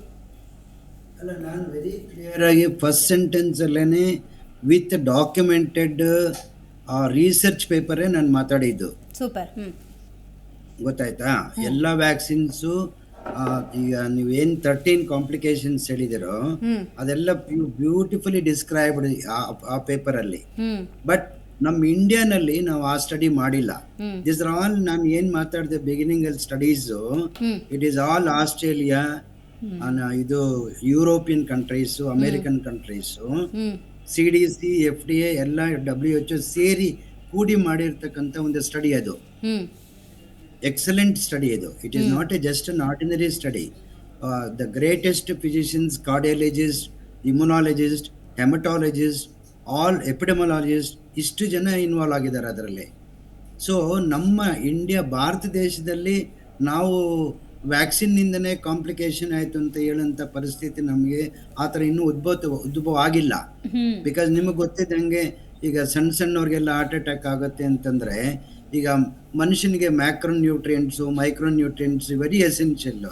ಇವರೆಲ್ಲ ಜಿಮ್ಗೆ ಹೋಗ್ತಾರೆ, ಏನು ಸರಿಯಾಗಿ ತಿನ್ನಲ್ಲ, ಬರೀ ಅದು ಇದು ಫುಡ್ ಎಲ್ಲ ತಗೊಂಡು ಆ ಥರ ಕೊಲೆಸ್ಟ್ರಾಲ್ಗಳೆಲ್ಲ ಜಾಸ್ತಿ ಮಾಡ್ಕೊಂಡು ಸುಮಾರು ಜನಕ್ಕೆ ಹಾರ್ಟ್ ಅಟ್ಯಾಕ್ಗಳಾಗುತ್ತೆ. ಈಗ ಪೋಸ್ಟ್ ವ್ಯಾಕ್ಸಿನಲ್ಲಿ ಅಮೆರಿಕನ್ ಪೇಪರಲ್ಲಿ youngsters are becoming more cardiac problems, heart ಅಟ್ಯಾಕ್ಗಳು ಜಾಸ್ತಿ ಅಂತ ಹೇಳ್ತಾರೆ. ಸ್ಕಿನ್ನು, ಹಾರ್ಟು, ನ್ಯೂರೋಲಾಜಿಕಲ್ ಕಾಂಪ್ಲಿಕೇಶನ್ನು, ಇದು ಬ್ಲಡ್ ಕ್ಯಾನ್ಸರ್ಸ್ ಇವೆಲ್ಲ ಜಾಸ್ತಿ ಎಕ್ಸ್ಪ್ಲೈನ್ ಮಾಡ್ತಾರೆ. ಬಟ್ ಆ ಥರ ನಮ್ಮ ವ್ಯಾಕ್ಸಿನಲ್ಲಿ ಇನ್ನೂ ಯಾರು ಸ್ಟಡಿ ಮಾಡಲಿಲ್ಲಲ್ಲ. ನಮ್ಮ ಡಾಕ್ಟರ್ ಆಂಜನಪ್ಪ ವೆರಿ ಕ್ಲಿಯರ್ ಆಗಿ ಹೇಳಿದರು, ಏನೋ ಟು ಸರ್ಟನ್ ಎಕ್ಸ್ಟೆಂಟ್ ಆ ವ್ಯಾಕ್ಸಿನ್ ನಮ್ಮನ್ನು ಪ್ರೊಟೆಕ್ಟ್ ಮಾಡಿದೆ ಅಂತ ನಾವು ನಂಬಿದೆ ಹೊರತು ಈಗ 2021ನಲ್ಲಿ 22ನಲ್ಲಿ ವ್ಯಾಕ್ಸಿನ್ ಸ್ಟಾರ್ಟ್ ಆಗಿದ್ದು. ವೆರಿ ಶಾರ್ಟ್ ಪೀರಿಯಡ್ 1 year ಅಲ್ಲಿ ನಾವು ತಗೊಂಡಿದ್ದೀವಿ. Problem further studies, further investigation, modification of the ವ್ಯಾಕ್ಸಿನ್ನು ಅದರಲ್ಲಿ ಏನಾದರೂ ನಮಗೆ ಗೊತ್ತಾಗುತ್ತಾ ಅಂತ ನೋಡಬೇಕು. ಐ ಥಿಂಕ್ ನಮ್ಮ ಇಂಡಿಯನ್ ವ್ಯಾಕ್ಸಿನ್ಸು ಸ್ಟಡಿ ಏನನ್ನ ಮೇಜರ್ ಸ್ಟಡಿ ಬಂತು ಅಂದರೆ then we can say that vaccine ಇಂದ ಈ ಥರ ಕಾಂಪ್ಲಿಕೇಶನ್ ಆಗುತ್ತೆ ಅಂತ. ಅದರ್ವೈಸ್ ಸರ್ಟನ್ ಎಕ್ಸ್ಟೆಂಟ್ ಪ್ರೊಟೆಕ್ಷನ್ ಕೊಟ್ಟಿದೆ ಅಂತಲೇ ನಾವು ನಮ್ಮ ಕ್ಲಿನಿಕಲ್ ಪ್ರಾಕ್ಟೀಸಲ್ಲಿ ನಾವು ನಂಬಿದ್ದೀವಿ. ಈಗ ಫೈಸರು, ಮಾಡರ್ನಾ, ಆಸ್ಟ್ರಾಜೆನಿಕಾನ ಅಧ್ಯಯನಕ್ಕೆ ಒಳಪಡಿಸಿರೋದ್ರಿಂದಾಗಿ ಆ ರಿಸಲ್ಟ್ನ ಪರಿಗಣಿಸಿ ಭಾರತದಲ್ಲೂ ಕೂಡ ಕೋವ್ಯಾಕ್ಸಿನ್ ಮತ್ತು ಕೋವಿಶೀಲ್ಡ್ನು ಕೂಡ ಅಧ್ಯಯನಕ್ಕೆ ಒಳಪಡಿಸುವ ಸಾಧ್ಯತೆ ಇರುತ್ತೆ ಸರ್? ಇರ್ಬೋದು. ಯಾಕಂದ್ರೆ ನಾನು ಹೇಳ್ದಂಗೆನೆ ಈಗ ಕೋವ್ಯಾಕ್ಸಿನ್ಗೆ ನನಗೆ ಗೊತ್ತಿದ್ದಂಗೆ ಡ್ಯೂರಿಂಗ್ ಸೆಕೆಂಡ್ ಎಪಿಡೆಮಿಕ್ ಅಲ್ಲಿ ನ್ಯೂರಲಾಜಿಕಲ್ ಕಾಂಪ್ಲಿಕೇಶನ್ ಅವನೇ ನೋಡಿದ್ದೀವಿ. But it is all short period, temporary period. Immediate ಆಗಿ ಐಡೆಂಟಿಫೈ ಮಾಡಿದೀವಿ, ಕ್ಯೂರು ಮಾಡಿದೀವಿ, ಪೇಷಂಟ್ಸು ಚೆನ್ನಾಗಿ ಆಗಿದ್ದಾರೆ. ಕೆಲವು ಪೇಷಂಟ್ಗೆ ಇದು ಥ್ರಾಂಬೋಸಿಸ್, ಬ್ಲಡ್ ಕ್ಲಾಟ್ ಆಗಿ ಬಂದಿದ್ದಾರೆ. ಅವನು ನಾವು ಡಾಕ್ಟರ್ ಆಲ್ರೆಡಿ ಇಮೇಲ್ ಹೇಳಿದ್ರು, ಕೆಲವು ಮೆಡಿಸಿನ್ಸ್ ಕೊಟ್ಬಿಟ್ಟು ನಾವು ಕ್ಲಿಯರ್ ಮಾಡಿದೀವಿ. ಬಟ್ ಡಾಕ್ಯುಮೆಂಟೇಶನ್ ಇಲ್ಲಲ್ಲ ವ್ಯಾಕ್ಸಿನ್ಗೆ ಅಂತ. Because very clear basic pathology Covid ಅಲ್ಲಿ ಎಂಟೈರ್ ಸಿಸ್ಟಮ್ ಇನ್ವಾಲ್ವ್ ಆಗುತ್ತೆ. There is no parts in the body is spared. So blood, cells, muscles, any part in the body ಆಗುತ್ತೆ. So how can I say that ನಮ್ಮ ವ್ಯಾಕ್ಸಿನಿಂದನೇ complication ಆಯ್ತು ಅಂತ? Because we have not studied much evidence based medicine ಇಲ್ಲ ನಮ್ಮ vaccine ಬರಲಿ. ನಮ್ಮ vaccine best vaccine ಅಂತೇಳಿ ಫೋಕಸ್ ಮಾಡಿ ನಾವು ಬೇರೆ ಕಂಟ್ರಿಗಳಿಗೂ ಕೊಟ್ಟಿದ್ದೀವಲ್ಲ. ಹೌದು. So we had A very good name in the beginning. ನಮ್ಮ ಅಂಜನಪ್ಪನವ್ರು ಹೇಳಿದಂಗೆ ಫಾರ್ಮಾ ಇಂಡಸ್ಟ್ರಿನಲ್ಲಿ ಏನೇನು ಮಾಡ್ತಾರೆ ಅಂತ ನಮ್ಗೆ ಅದು ಇನ್ನೂ ಅಷ್ಟು ಅಧ್ಯಯನ ನಮ್ಗೆ ಪೇಪರ್ ಬರೋವರೆಗೂ ನಾವು ಅಥಾರಿಟೇಟಿವ್ ಆಗಿ ಅದ್ರ ಬಗ್ಗೆ ಮಾತಾಡಕ್ ಬರೋದಿಲ್ಲ. ಅಂದ್ರೆ ಸುಳ್ಳು ಮಾಹಿತಿ ಕೊಡಕ್ ಬರೋದಿಲ್ಲ. Correct, got it sir, I got your point. Anjanappa sir, ನಂಬಿಕೆ ತುಂಬಾ ಕೆಲಸ ಮಾಡುತ್ತೆ. ಪೇಪರ್ ನಾನು ಹೇಳ್ದಂಗೆ it is very clear. It is A very senior most the physician of America, very classically described with the all these complications. ನಾನು paper ಈಗ just open ಮಾಡಿ ಓದ್ಕೊಂಡ್ರೆ ನಿಮ್ಮ ಟಿವಿ ಮುಂದೆ ಬರ್ತಾ ಇದ್ದೀನಿ. Right sir, super. Anjanappa sir, ಅಮ್ಮ ನಂಬಿಕೆ ತುಂಬ ಕೆಲಸ ಮಾಡುತ್ತೆ ಸರ್. ಈಗ ಒಂದು ಲೋಟ ನೀರಿಲ್ಲಿದೆ ಅಂತ ಹೇಳಿದ್ರೆ ಇದನ್ನು ಕುಡಿದು ನನಗೆ ತುಂಬ ಶಕ್ತಿ ಬರುತ್ತೆ ಅಂತ ನಂಬಿಕೆ ಇಟ್ಟು ನಾನು ಅದನ್ನು ತೊಗೊಂಡ್ರೆ ಖಂಡಿತವಾಗ್ಲೂ ಬರುತ್ತೆ. ಅದೇ ನೀರನ್ನು ತೊಗೊಂಡು ನನಗೇನಾದರೂ ವ್ಯತ್ಯಾಸ ಆಗುತ್ತೆ ಅನ್ನುವಂಥ ಅಪನಂಬಿಕೆ ಇದ್ದರೆ ಅದು ಹಾಗೆ ರಿಸಲ್ಟನ್ನು ನನಗೆ ಕೊಡಬಹುದು. ಈ ನಿಟ್ಟಿನಲ್ಲಿ ಭಾರತದಾದ್ಯಂತ ಕೋವ್ಯಾಕ್ಸಿನ್, ಕೋವಿಶೀಲ್ಡ್ ತಗೋಬೇಕಾದ್ರೆ ಬಹುತೇಕರು ಪೂರ್ಣ ಪ್ರಮಾಣದ ನಂಬಿಕೆಯನ್ನು ಇಟ್ಟಿದ್ರು. ಸೊ ಹಾಗಾಗಿ ನಂಬಿಕೆಯಿಂದ ತಗೊಂಡಿರೋದ್ರಿಂದಾಗಿ ಪಾಸಿಟಿವ್ ರಿಸಲ್ಟ್ ಪ್ರಮಾಣ ಎಷ್ಟಿರಬಹುದು ಅಂತ. ಎಷ್ಟೋ ಗ್ರಾಮೀಣ ಭಾಗದಲ್ಲಿ ಆ ವ್ಯಾಕ್ಸಿನ್ ಕೊಡೋದಕ್ಕೆ ಆಶಾ ಅಂಗನವಾಡಿ ಕಾರ್ಯಕರ್ತರು ಎಳ್ಕೊಬಂದು ಕೊಟ್ಟಿದ್ದಾರೆ, ತಗೊಳ್ಳಿ ಏನಾಗಲ್ಲ ಅಂಥೇಳಿ. ನಂಬಿಕೆಯನ್ನು ಬಿಲ್ಡ್ ಮಾಡಿದ್ದು ಕೂಡ ಆಯಿತು ಸರ್ ಆ ಸಂದರ್ಭದಲ್ಲಿ. ಅದರ ಬಗ್ಗೆ ಏನು ಹೇಳ್ತೀರಿ? ಇಷ್ಟೊತ್ತು ನಾನು doctor Shankar is A good physician, ನನಗೆ ತೀರಾ ಗೊತ್ತಿರೋರು ಬಹಳ ಚೆನ್ನಾಗಿ ಹೇಳಿದ್ರು. ಇನ್ನೊಬ್ರು ಕೊಲಿಗೆ ಹೆಸರು ನನಗೆ ಮರ್ತೋದೆ. ನಾವೆಲ್ಲ ವಿಜ್ಞಾನವನ್ನು ಮಾತನಾಡ್ತೀವಮ್ಮ. ಇಲ್ಲಿ ಏನಾಗುತ್ತೆ, ಅನ್ಫಾರ್ಚುನೇಟ್ಲಿ ನಂಬಿಕೆ ಇಸ್ ಓಕೆ ಅಮ್ಮ ಎಲ್ಲೋ ಒಂದ್ ಕಡೆ, ಬಟ್ ವಿಜ್ಞಾನಕ್ಕೆ ಬಂದಾಗ ಇಟ್ಸ್ ಎ ವೈರಲ್ ಡಿಸೀಸ್. ಅದಕ್ಕೆ ನಾವು ವ್ಯಾಕ್ಸಿನ್ ಕೊಟ್ಟಿದೀವಿ. ವ್ಯಾಕ್ಸಿನ್ ವೈಜ್ಞಾನಿಕವಾಗಿ ಈಗಿಂದಲ್ಲ, ಜನರ ಕಾಲದಿಂದಲೂ ವ್ಯಾಕ್ಸಿನ್ಸ್ ಇದಾವೆ. ಈ ಪರ್ಟಿಕ್ಯುಲರ್ ವ್ಯಾಕ್ಸಿನ್ ಇಂದ ಇಷ್ಟೆಲ್ಲ ಕಾಂಪ್ಲಿಕೇಶನ್ ಆಗಿದೆ ಅಂತ ಅಥೆಂಟಿಕ್ ಆಗಿ ಸ್ಟಡಿ ಮಾಡಿದ್ದಾರೆ ಅಂತ ಶಂಕರ್ ಕೋಟ್ ಮಾಡ್ತಿದ್ರು. ನಾನು ಪೇಪರ್ ಓದ್ ಮಾಡಿದ್ವಿ. Definitely it is our responsibility. ನಮ್ ವ್ಯಾಕ್ಸಿನ್ಗೂ ಏನನ್ನ ಸೈಡ್ ಎಫೆಕ್ಟ್ ಆಗಿದೆಯಾ ಕೋವಿಶೀಲ್ಡ್, ಕೋವ್ಯಾಕ್ಸಿನ್ಗೆ ಅನ್ನೋದನ್ನ ಸ್ಟಡಿ ಮಾಡೋದು ಡೆಫಿನೆಟ್ಲಿ ಇಂಪಾರ್ಟೆಂಟ್. ಕಂಪ್ಯಾರಿಟಿವ್ ಸ್ಟಡಿ ಅಂತ ಆಗುತ್ತೆ. ಬಟ್ ನಾನೇನ್ ಹೇಳೋದು ಅಂದ್ರೆಮ್ಮ, ಕೆಲವು ಕಾಯಿಲೆಗಳು, ಕೆಲವು ಪ್ರಾಬ್ಲಮ್ ಬಂದಾಗೆ ಎಂಟೈರ್ ಇವಾಗ ಏನ್ ಅಲ್ಟಿಮೇಟ್ ಟ್ರೂತ್ ಏನು, ಯಾರಿಗೂ ವ್ಯಾಕ್ಸಿನ್ ಹಾಕ್ಬೇಡಿ ಮುಂದೆ ಅನ್ನೋ ತರ ಹೇಳ್ಬೇಕಾ, ಜನಗಳಿಗೆ ತಗೊಳ್ಬೇಡಿ ಅಂತ ಹೇಳ್ಬೇಕಾ, ಅಥವಾ ಕೆಲವು ಕಾಂಪ್ಲಿಕೇಶನ್ಸ್ ಇದಾವೆ ಅದನ್ನು ಗಮನದಲ್ಲಿ ಇಟ್ಕೊಂಡು, but advantages are more than disadvantages. Definitely ನೋಡಿಮ್ಮ, ಈ ಕೋವಿಡ್ ವ್ಯಾಕ್ಸಿನ್ ತಗೊಂಡಿರೋರಂತೂ ಡೆಫಿನೆಟ್ಲಿ ಪ್ರೊಟೆಕ್ಷನ್ ಆಗಿದೆ. ಯಾವತ್ತೂ ಕೂಡ ನಾವು ಗುಡ್ ಥಿಂಗ್ಸ್ ನ we must appreciate. But study ಬಂದಿರೋದ್ರಿಂದ ವಿ ಹ್ಯಾವ್ ಟು ಅಕ್ಸೆಪ್ಟ್. ಯಾಕಂದ್ರೆ ಅವ್ರು ಮಾಡಿದ್ದಾರೆ, ಈ ತರ ಕಾಂಪ್ಲಿಕೇಶನ್ ಆಗಿದ್ದಾವೆ ಅಂತ ನಾವು ಒಪ್ಕೋಬೇಕು, ಶಂಕರ್ ಒಪ್ಕೋಬೇಕು. ಅವ್ರು ಆಲ್ರೆಡಿ ಒಪ್ಕೊಂಡೇ ಮಾತಾಡ್ತಿದ್ದಾರೆ. It's a study by qualified peoples, a scientist, a cardiologist ಅವ್ರು ಮಾಡಿದಾಗೆ. ಸೊ ನನ್ ಪ್ರಕಾರ ನಮ್ಮವ್ನು ಕೂಡ ವಿ ಹ್ಯಾವ್ ಟು, ಯಾಕಂದ್ರೆ ನಾನು ಒಬ್ಬ ತಗೊಂಡ್ ನಾನು ಚೆನ್ನಾಗಿದ್ರೆ ಇನ್ನು 10 ಜನಕ್ಕೆ ಯಾರಿಗಾನ ಆಗಿದ್ರೆ ನಾನು ಐ ಕೆನಾಟ್ ಇದ್ ಮಾಡಕ್ ಆಗಲ್ಲ. ನಾನ್ ಚೆನ್ನಾಗಿದ್ದೀನ್ರಿ, ನಿಮ್ಗೆ ಯಾಕ್ರಿ ಹಂಗ ಮಾತಾಡಕ್ ಆಗಲ್ಲ. ಗೊತ್ತಾಯ್ತು ಸರ್ ನನಗೆ. ಇದ್ರಾಗೆಲ್ಲ ಒಂದ್ ಖುಷಿ, ನನ್ಗೇನು ಆಗಲ್ಲ ಬಿಡು ಅಂತ ತಗೊಂಡಿದೀನಿ. ಬಟ್ ವಿಜ್ಞಾನದಲ್ಲಿ ನಂಬಿಕೆಗೆ ಪಾತ್ರ ಬಹಳ ಕಡಿಮೆ ಇದೆ. ವೈಜ್ಞಾನಿಕವಾಗಿ ಮಾತನಾಡುವಾಗ ಅದನ್ನ ನಾನು ಯುಟಿಲೈಸ್ ಮಾಡಕ್ ಆಗ ಜೀವೋಪಯೋಗ ಹೇಳಿದೆ ನಾನು. ಏನೂ ಆಗಲ್ಲ ಬಿಡ್ರಿ, ಧೈರ್ಯವಾಗಿ ಇರ್ರಿ, 89 ಸ್ಯಾಚುರೇಷನ್ ಆದ್ರೂ ಏನೂ ಆಗಲ್ಲ. ಹುಮ್ಮಸ್ಸಿತ್ತಲ್ಲ ಅದು ಅವ್ರನ್ನ ಉಳಿಸಿರುತ್ತೆ. ಬಟ್ ವ್ಯಾಕ್ಸಿನ್ ಬಂದಾಗ ಆತರ ಮಾತಾಡಕ್ ಆಗಲ್ಲ.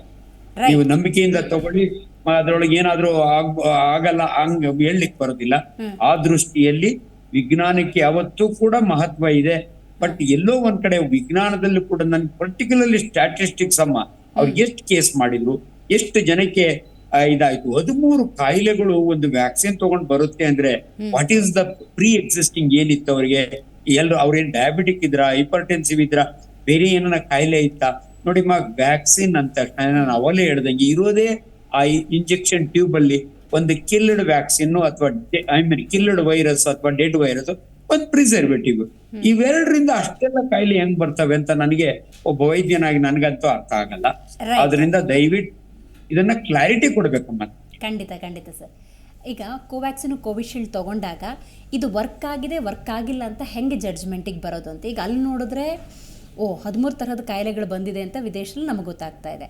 ಸೊ ಇಲ್ಲಿ ನಾವು ಹೆಂಗೆ ತಗೊಳ್ಳೋದು? ಈಗ ವ್ಯಾಕ್ಸಿನ್ ತೊಗೊಂಡು ಕೊರೋನಾ ಬಂದವ್ರನ್ನ ಟ್ರೀಟ್ ಮಾಡಿದಾಗಲೂ ನೀವು ನೋಡಿರ್ತೀರಿ, ವೈದ್ಯರಾಗಿ ತೊಗೊಳ್ಳದೆ ಬಂದವ್ರನ್ನೂ ನೋಡಿರ್ತೀರಿ. ಹಾಗಾಗಿ ನನಗದು ಎಕ್ಸ್ಪ್ಲೈನ್ ಮಾಡ್ಬೋದಾ?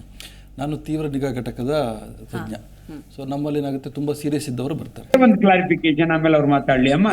ನಾವು ವ್ಯಾಕ್ಸಿನ್ ಕೊಡೋದು ಏನಂದ್ರೆ ಇಟ್ಸ್ ಅನ್ ಆಂಟಿಜೆನ್. ನಾವು ನನಗೆ ಬಂದು ನ್ಯಾಚುರಲಿ ನನ್ನ ಬಾಡಿ ಒಳಗೆ ಆಂಟಿಬಾಡೀಸ್ ಪ್ರಿಪೇರ್ ಆಗುತ್ತೆ. ಅದನ್ನ ನ್ಯಾಚುರಲ್ ಇಮ್ಯುನಿಟಿ ಅಂತೀವಿ, ಹರ್ಡ್ ಇಮ್ಯುನಿಟಿ ಅಂತೀವಿ.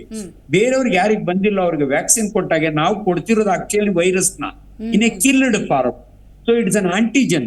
ನನ್ನ ದೇಹದಲ್ಲಿ ಎಷ್ಟು ಆಂಟಿಬಾಡಿ ಉತ್ಪತ್ತಿ ಆಗುತ್ತೆ ಅಂತ ಸ್ಟಡಿ ಮಾಡ್ಬೋದಮ್ಮ. ವ್ಯಾಕ್ಸಿನ್ ತಗೊಂಡ್ಮೇಲೆ ನಮ್ಮ ದೇಹದಲ್ಲಿ ಅದಕ್ಕೆ ಆಂಟಿಬಾಡಿ ಎಷ್ಟು ಅಂತ ಇಸ್ ಲ್ಯಾಬೊರೇಟರಿ ಸ್ಟಡಿ ಮಾಡ್ಬೋದು. ಬಟ್ ಎಲ್ರಿಗೂ ಮಾಡ್ತಾ ಕೂತ್ಕೊಳಕ್ ಆಗಲ್ಲ. ಅದಂತೂ ಡೆಫಿನೆಟ್ ಅರ್ಥ ಆಯ್ತು. ರೈಟ್. ಅಲ್ಲ, ಒಂದ್ ಸೆಂಟೆನ್ಸ್ ಇಂಟರ್ಫಿಯರ್ ಆಗಲ್ಲ. ಪ್ಲೀಸ್ ಸರ್, ಹೇಳಿ ಸರ್. ಹೇಳಿ ಸರ್, ಶಂಕರ್ ಸರ್. ಡಾಕ್ಟರ್ ಇಮೆಲ್, ನಮ್ಗೆ ಈಗ ನಾವು ಫೋಕಸ್ ಮಾಡಬೇಕಾಗಿರ್ತಕ್ಕಂಥದ್ದು ಏನಂದ್ರೆ, I think we have to study much more about this present vaccine. A modified vaccine ಅಂತ ಏನಾದ್ರು ಮಾಡಕ್ಕಾಗತ್ತಾ? ಇದರಿಂದ ಏನಾದ್ರು ಮತ್ತೇನಾದ್ರೂ ಇದೆಯಾ, ಇಲ್ಲ ಇದರಲ್ಲೇನೆ ಇನ್ನು ಕ್ವಾಲಿಟಿ ಇಂಪ್ರೂವ್ ಮಾಡ್ಬೋದಾ ಅಂತ ನೋಡ್ಬೋದು ಹೊರತು, ಅದರ್ವೈಸ್ ನಮ್ಮ ಇಂಡಿಯನ್ ವ್ಯಾಕ್ಸಿನ್ ಅಲ್ಲಿ ಸೋಫಾರ್ ನಾವು ಆ ಥರ ನಾವು ಕಮೆಂಟ್ ಮಾಡೋಕ್ಕೆ ಯಾವುದೇ ಡಾಕ್ಯುಮೆಂಟೇಶನ್ ಇಲ್ಲ. ಗೊತ್ತಾಯ್ತು sir. But this is the paper which ನಾನು ಪ್ರೊಡ್ಯೂಸ್ ಮಾಡಿದ್ದು ವೆರಿ ಅಥೆಂಟಿಕ್ ಪೇಪರ್. ಅದು lot of the societies are being involved in that study. It is not just a see, there are two things. One group is favor and another group is not favor about the vaccine. ಅದಕ್ಕೆ 35% of the population in US ಅಲ್ಲಿ outside country ನಲ್ಲಿ ತಗೊಂಡೇ ಇಲ್ಲ.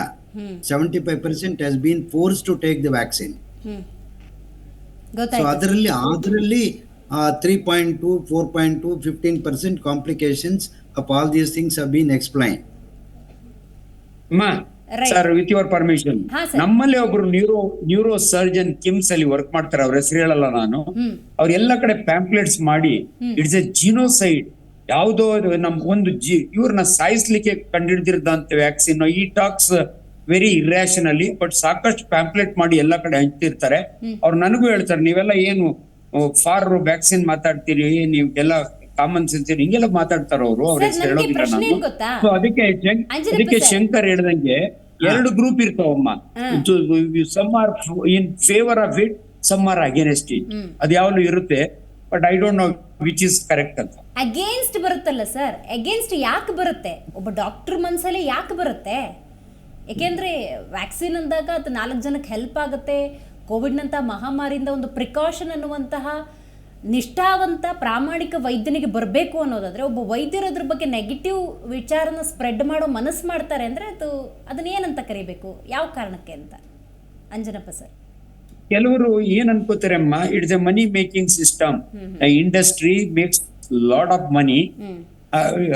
ಜನಗಳಿಗೆ ಎಷ್ಟು benefit ಆಗುತ್ತೆ ಹಂಗ್ ಮಾತಾಡ್ತಾರಮ್ಮ. ನಾನ್ ಮಾತಾಡ್ತಾ ಇಲ್ಲ. People they say they are all multi national companies, their intention is to make lot of money.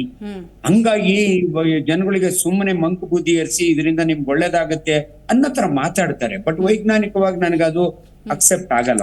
Right right right, ನೀವು ಎಕ್ಸ್ಪ್ಲೇನ್ ಮಾಡಿ. ಅದನ್ನು ಡಾಕ್ಟರ್ ಅಂಜನಪ್ಪ ಆಲ್ರೆಡಿ ಹೇಗೆ ಮಾಡೋದು ಅಂದರೆ, ಆ್ಯಂಟಿಬಾಡೀಸ್ ಮೆಜರ್ ಮಾಡ್ತಾರೆ. ಬಟ್ ಎಲ್ಲರಿಗೂ ಆ್ಯಂಟಿಬಾಡೀಸ್ ಮೆಜರ್ ಮಾಡೋಕ್ಕಾಗಲ್ಲ. ಬಟ್ ನಿಮಗೆ ಒಂದು ಉದಾಹರಣೆ ಹೇಳ್ತೀನಿ, ಎಲ್ಲರಿಗೂ ಅರ್ಥ ಆಗುತ್ತೆ. 2 ರೀತಿ ಕೋವಿಡ್ ಪೇಷಂಟ್ ಬರ್ತಾರೆ ಅಂತ ಹೇಳಿ. ಒಬ್ಬರು ಕೋವಿಡ್ ವ್ಯಾಕ್ಸಿನೇಷನ್ ತೊಗೊಂಡಿದ್ದವರು, ಇನ್ನೊಬ್ಬರು ಕೋವಿಡ್ ವ್ಯಾಕ್ಸಿನೇಷನ್ ತೊಗೊಂಡಿದ್ದವರು. ಕೋವಿಡ್ ಏನು ಮಾಡುತ್ತೆ, ಫಸ್ಟು ಶ್ವಾಸಕೋಶ ಇನ್ವಾಲ್ವ್ ಮಾಡಿ ಉಸಿರಾಟಕ್ಕೆ ತೊಂದರೆ ಆಗುತ್ತೆ. ವ್ಯಾಕ್ಸಿನೇಷನ್ ತೊಗೊಂಡವನಿಗೆ ಕೆಮ್ಮು ಕಫ, ಸ್ವಲ್ಪ ಉಸಿರಾಟಕ್ಕೆ ತೊಂದರೆ ಆಗಿ ಅವನು ICUಗೆ ಅಡ್ಮಿಟ್ ಆಗೋದಿಲ್ಲ. ಅದೇ ಆಕ್ಸಿಜನ್ ಏನು ರಿಕ್ವೈರ್ಮೆಂಟ್ ಇಲ್ಲದೇ ಅವನು ಇಂಪ್ರೂವ್ ಆಗಿ ಹೋಗ್ತಾನೆ.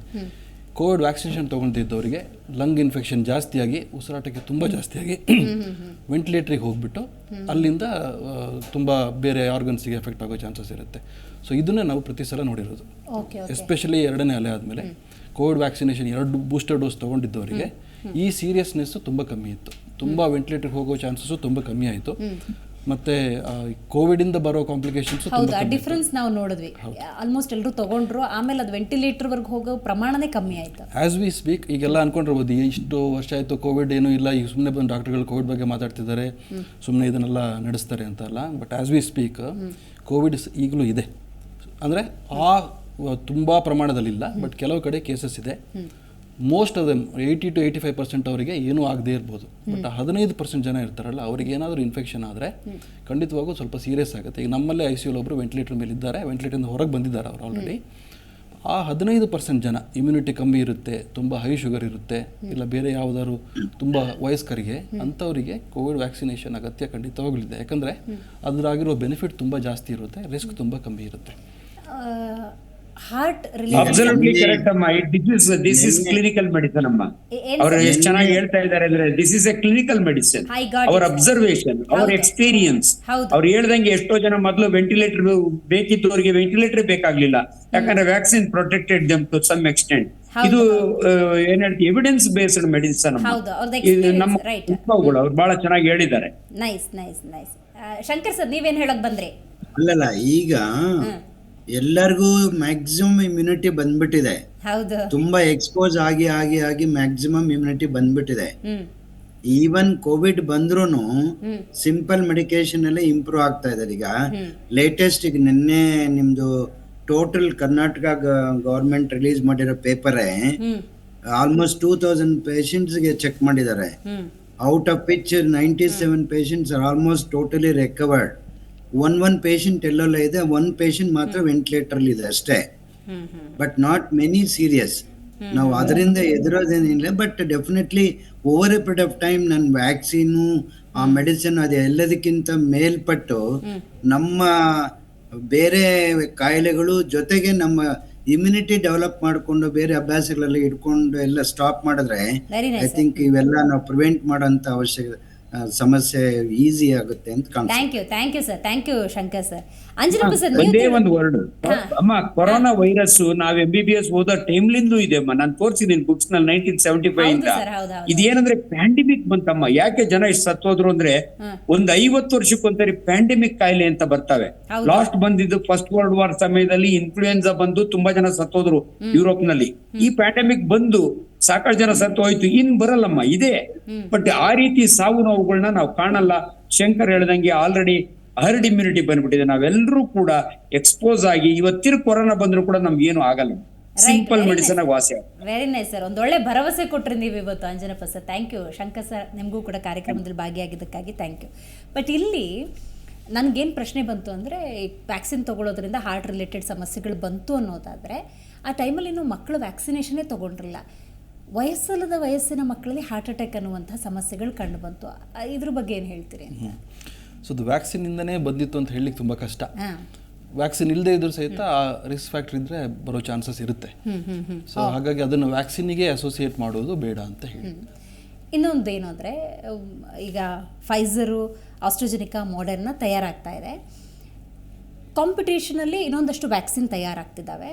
ಗೊತ್ತಿಲ್ಲ ನನಗಿದೇನು ಅಂತ ಹೇಳಿ. ಬಟ್ ಸ್ಟಿಲ್ ತಯಾರಾಗ್ತಿರ್ಬೇಕಾದ್ರೆ ಕಾಂಪಿಟೇಷನಲ್ಲಿ ನಾವು ಫಸ್ಟು ವ್ಯಾಕ್ಸಿನ್ನ ಕೊಡಬೇಕು ಅನ್ನೋ ತರಾತುರಿಯಲ್ಲಿ ಏನೋ ಒಂದು ಸೈಡ್ ಎಫೆಕ್ಟ್ ಇದ್ದರೂ ಅದನ್ನು ಮುಚ್ಚಿಡುವಂಥ ಪ್ರಯತ್ನಗಳಾಗಬಹುದಾ?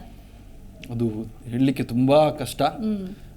ಬಟ್ ಅದಕ್ಕೆ ರೆಗ್ಯುಲೇಟರಿ ಬಾಡೀಸ್ ಅಂತ ಇರುತ್ತೆ. ಅಲ್ಲ, ಈಗ ಏನೇ ಹೋದರೂ ಈಗ ಒಂದು ಫಿಲ್ಮ್ ಆದರೆ ಸೆನ್ಸರ್ ಹೋಗಲೇಬೇಕು. Final that has to come to the market or mall ಅನ್ನೋದು. ಮಾರ್ಕೆಟ್ಗೆ ಹೋಗೋಕ್ಕಿಂತ ಮುಂಚೆ, ಜನಕ್ಕೆ ಕೊಡೋಕ್ಕಿಂತ ಮುಂಚೆ ಅದಕ್ಕೆ ಎಷ್ಟೋ ಜನ ಪ್ರಶ್ನೆ ಮಾಡಿರ್ತಾರೆ. ಅದನ್ನ ಸರಿ ಅಂದ ಮೇಲೆ ಅದು ಮಾರ್ಕೆಟಿಗೆ ಬಂದಿರುತ್ತೆ. ಸೊ ಜನರಲಿ ಆಗಬಾರ್ದು. ಬಟ್ ಇದೇನಂದರೆ ಸರ್ಗಳು ಹೇಳಿದಾಗೆ ಅದನ್ನು ಅಧ್ಯಯನ ಮಾಡಿದಾಗಲೇ ಗೊತ್ತಾಗೋದು. ಇದು ಮಾಡುವಾಗ ಒಳ್ಳೆ ಇಂಟೆನ್ಷನಲ್ಲೇ ಮಾಡಿರ್ತಾರೆ ವ್ಯಾಕ್ಸಿನೇಷನ್, ಯಾರನ್ನೂ ಸಾಯಿಸಬೇಕು ಅಂತ ಮಾಡಿರೋದಿಲ್ಲ ಅಲ್ವಾ? ಸೊ ಹಾಗಾಗಿ ಬಟ್ ಅದು ಮೆಡಿಸಿನ್ ಕೊಟ್ಟಾದ್ಮೇಲೆ ಈ ಕಾಂಪ್ಲಿಕೇಶನ್ ಆಗಿದ್ದನ್ನು ಇವರು ಅಧ್ಯಯನ ಮಾಡಿದಾಗಲೇ ಗೊತ್ತಾಗಿರೋದು. ಹಾಗೆ ಈ ವ್ಯಾಕ್ಸಿನೇಷನ್ ಇನ್ನೂ ಅಧ್ಯಯನ ಮಾಡಿದಾಗ ಅದು ಯಾವ ರೀತಿ ಕಾಂಪ್ಲಿಕೇಶನ್ ಆಗ್ಬೋದು ಅಂತ ಕಂಡುಹಿಡ್ಕೊಂಡ್ರೆ, ಈ ಥರ ಆಗುತ್ತೆ ಅಂತ ಗೊತ್ತಿದ್ರೆ ಅದಕ್ಕೆ ನಾವು ಮುಂಚೆನೇ ಪ್ರಿಪೇರ್ ಆಗ್ಬೋದು, ಅದಕ್ಕೆ ಟ್ರೀಟ್ಮೆಂಟ್ ಸಹಿತ ಕೊಡ್ಬೋದು. ಓಕೆ, ಈಗ ಅಂದ್ಕೊಳ್ಳೋಣ ಕೋವ್ಯಾಕ್ಸಿನು ಕೋವಿಶೀಲ್ಡ್ ಎರಡನ್ನೂ ಕೂಡ ಅಧ್ಯಯನಕ್ಕೆ ಒಳಪಡಿಸಿದ್ರು. ಏನೋ ವ್ಯತ್ಯಾಸ ಬಂತು ಅಂದಾಗ್ಲೂ ಏನೋ ಸಣ್ಣ ಪುಟ್ಟ ಸೈಡ್ ಎಫೆಕ್ಟ್ಸ್ ಇದೆ ಅಂತ ಹೇಳಿದ್ರು. ಅದಕ್ಕೊಂದು ಏನಾದರೂ ರೆಡಿ ಮಾಡಿ ಮತ್ತೊಂದು ಡೋಸ್ ತೊಗೋಬೇಕು ಅಂತ ಏನಾದರೂ ಬರೋ ಚಾನ್ಸಸ್ ಇರುತ್ತೆ? ಅಂದರೆ ವ್ಯಾಕ್ಸಿನನ್ನೇ ಮಾಡಿಫೈ ಮಾಡ್ಬೋದಾ ಅಂತ ಡಾಕ್ಟರ್ ಶಂಕರ್ ಹೇಳ್ದಂಗೆ ಅದಕ್ಕೂ ಸಹಿತ ರಿಸರ್ಚ್ ಮಾಡಬೇಕಾಗ್ತದೆ. ಬಟ್ ಅದಕ್ಕೆ ನೀವು ಅಷ್ಟು ಜನಗಳಲ್ಲಿ ಸೈಡ್ ಎಫೆಕ್ಟ್ ಇದೆ ಅಂತ ಖಂಡಿತ ಪ್ರೂವ್ ಆಗಬೇಕು. ನಂತರ ಅದ್ರ ತಕ್ಕನಾಗಿ ಅವ್ರು ಮಾಡಿಫೈ ಮಾಡಿ ಏನಾದರೂ ಮಾಡ್ಬೋದಾ, ಅದನ್ನು ವ್ಯಾಕ್ಸಿನ್ ಮಾಡೋ ಈ ಸೀರಮ್ ಇನ್ಸ್ಟಿಟ್ಯೂಟ್ ಆಫ್ ಇಂಡಿಯಾ ಅದನ್ನು ಅವರಲ್ಲಿ ಸೈಂಟಿಸ್ಟೇ ಡಿಸೈಡ್ ಮಾಡಬೇಕು. Right, very nice. ಕಾರ್ಯಕ್ರಮದಲ್ಲಿ ಭಾಗಿಯಾಗಿ ಜನರಿಗಿದ್ದಂಥ ಸಂಶಯವನ್ನು ಕ್ಲಿಯರ್ ಮಾಡಿದ್ರೆ thank you so much. Thank you. So ನೋಡಿದ್ರಲ್ಲ ವೀಕ್ಷಕರು, ಇವತ್ತಿನ ನಮ್ಮ ಕಾರ್ಯಕ್ರಮದಲ್ಲಿ ನಾವು ಮಾತಾಡಿದಂತಹ ವಿಷಯ ವಿದೇಶದಲ್ಲಿ ತಯಾರಾಗಿರುವಂತಹ ಕೊರೋನಾ ಲಸಿಕೆ ಏನಿದೆ ಅದರಿಂದ ಆಗಿರುವಂತಹ 13 ರೋಗ ಸಮಸ್ಯೆಗಳು. ಸೊ ಈ ಅಧ್ಯಯನವನ್ನು ನೋಡಿದಾಗ, ಅದರಲ್ಲೂ WHO ಈ ರೀತಿಯ ಅಧ್ಯಯನ ಆಗಿದೆ ಅಂತ ಹೇಳಿದಾಗ ಸಹಜವಾಗಿ ಭಾರತದಲ್ಲಿ ಕೋವ್ಯಾಕ್ಸಿನ್ ಕೋವಿಶೀಲ್ಡ್ ತೊಗೊಂಡವ್ರು ನಮಗೂ ಏನಾದರೂ ಆಗಬಹುದಾ ಅನ್ನುವಂಥ ಆತಂಕ ಸಹಜವಾಗಿ ಇದ್ದೇ ಇರುತ್ತೆ. ಅಂತ ಆತಂಕ ಬೇಡ. ಯಾಕಂತ ಹೇಳಿದ್ರೆ ಮಾಡರ್ನಾ ಇರ್ಬೋದು, ಆಸ್ಟ್ರಾಜೆನಿಕಾ ಇರ್ಬೋದು, ಫೈಸರ್ ಇರ್ಬೋದು, ಕೋವಿಶೀಲ್ಡ್ ಇರ್ಬೋದು, ಕೋವ್ಯಾಕ್ಸಿನ್, ಇದು ಯಾವುದೇ ಲಸಿಕೆಗಳು ತಯಾರಾದರೂ ಕೂಡ ರೋಗಕ್ಕೆ ಮದ್ದಾಗಿ, ಅಂದರೆ ವ್ಯಾಕ್ಸಿನ್ ಆಗಿ ತಯಾರು ಮಾಡಿರ್ತಾರೆ ಹೊರತು ಯಾವುದೇ ಪ್ರಾಣವನ್ನು ತೆಗೆಯುವಂಥ ಉದ್ದೇಶದಿಂದ ಮಾಡಿರೋದಿಲ್ಲ. ಹಾಗಾಗಿ ಮತ್ತೊಂದು ಸರ್ಕಾರ ಅದನ್ನು ಜನಸಾಮಾನ್ಯರಿಗೆ ಒದಗಿಸುವಂತಹ ನಿರ್ಣಯದಲ್ಲೂ ಕೂಡ ಅಂಥ ನಿರ್ಧಾರವನ್ನು ತೆಗೆದುಕೊಳ್ಬೇಕಾದ್ರೂ ಕೂಡ ಜನರ ಹಿತದೃಷ್ಟಿಯಿಂದನೇ ಮಾಡಿರ್ತಾರೆ ಅನ್ನುವಂಥ ನಂಬಿಕೆ ಅನ್ನೋದು ಬಹಳ ಮುಖ್ಯ. ಹಾಗಾಗಿ ಯಾರೆಲ್ಲ ಕೋವಿಶೀಲ್ಡ್, ಕೋವ್ಯಾಕ್ಸಿನ್ ಅಥವಾ ಬೇರೆ ಯಾವುದೇ ವ್ಯಾಕ್ಸಿನ್ ತೊಗೊಂಡಿದ್ರು ಕೂಡ ಧೈರ್ಯಗೆಡಬೇಡಿ, ಧೃತಿಗೆಡಬೇಡಿ. ಆರೋಗ್ಯ ಅನ್ನೋದು ಮಹಾಭಾಗ್ಯ. ಭಾರತದಲ್ಲಿ ವಿಶೇಷವಾಗಿ ನಾವಿದ್ದೇವೆ, ಈ ಮಣ್ಣಿನ ಗುಣವೇ ಅಂಥದ್ದು. ಒಳ್ಳೆ ಆಯಸ್ಸಿರುತ್ತೆ, ಒಳ್ಳೆ ಬದುಕಿರುತ್ತೆ, ಒಳ್ಳೆ ಆಹಾರ ತಿನ್ನೋಣ, ಒಳ್ಳೆ ಜೀವನ ಶೈಲಿಯನ್ನು ರೂಪಿಸ್ಕೊಳ್ಳೋಣ, ಆರೋಗ್ಯವಾಗಿರೋಣ ಅಂತ ಹೇಳ್ತಾ ಇವತ್ತಿನ ಕಾರ್ಯಕ್ರಮವನ್ನು ಮುಗಿಸ್ತಾ ಇದ್ದೀವಿ. ನೋಡ್ತಾ ಇರಿ ಜೀ ಕನ್ನಡ ನ್ಯೂಸ್, ಸತ್ಯವೇ ಸುದ್ದಿಯ ಜೀವಾಳ.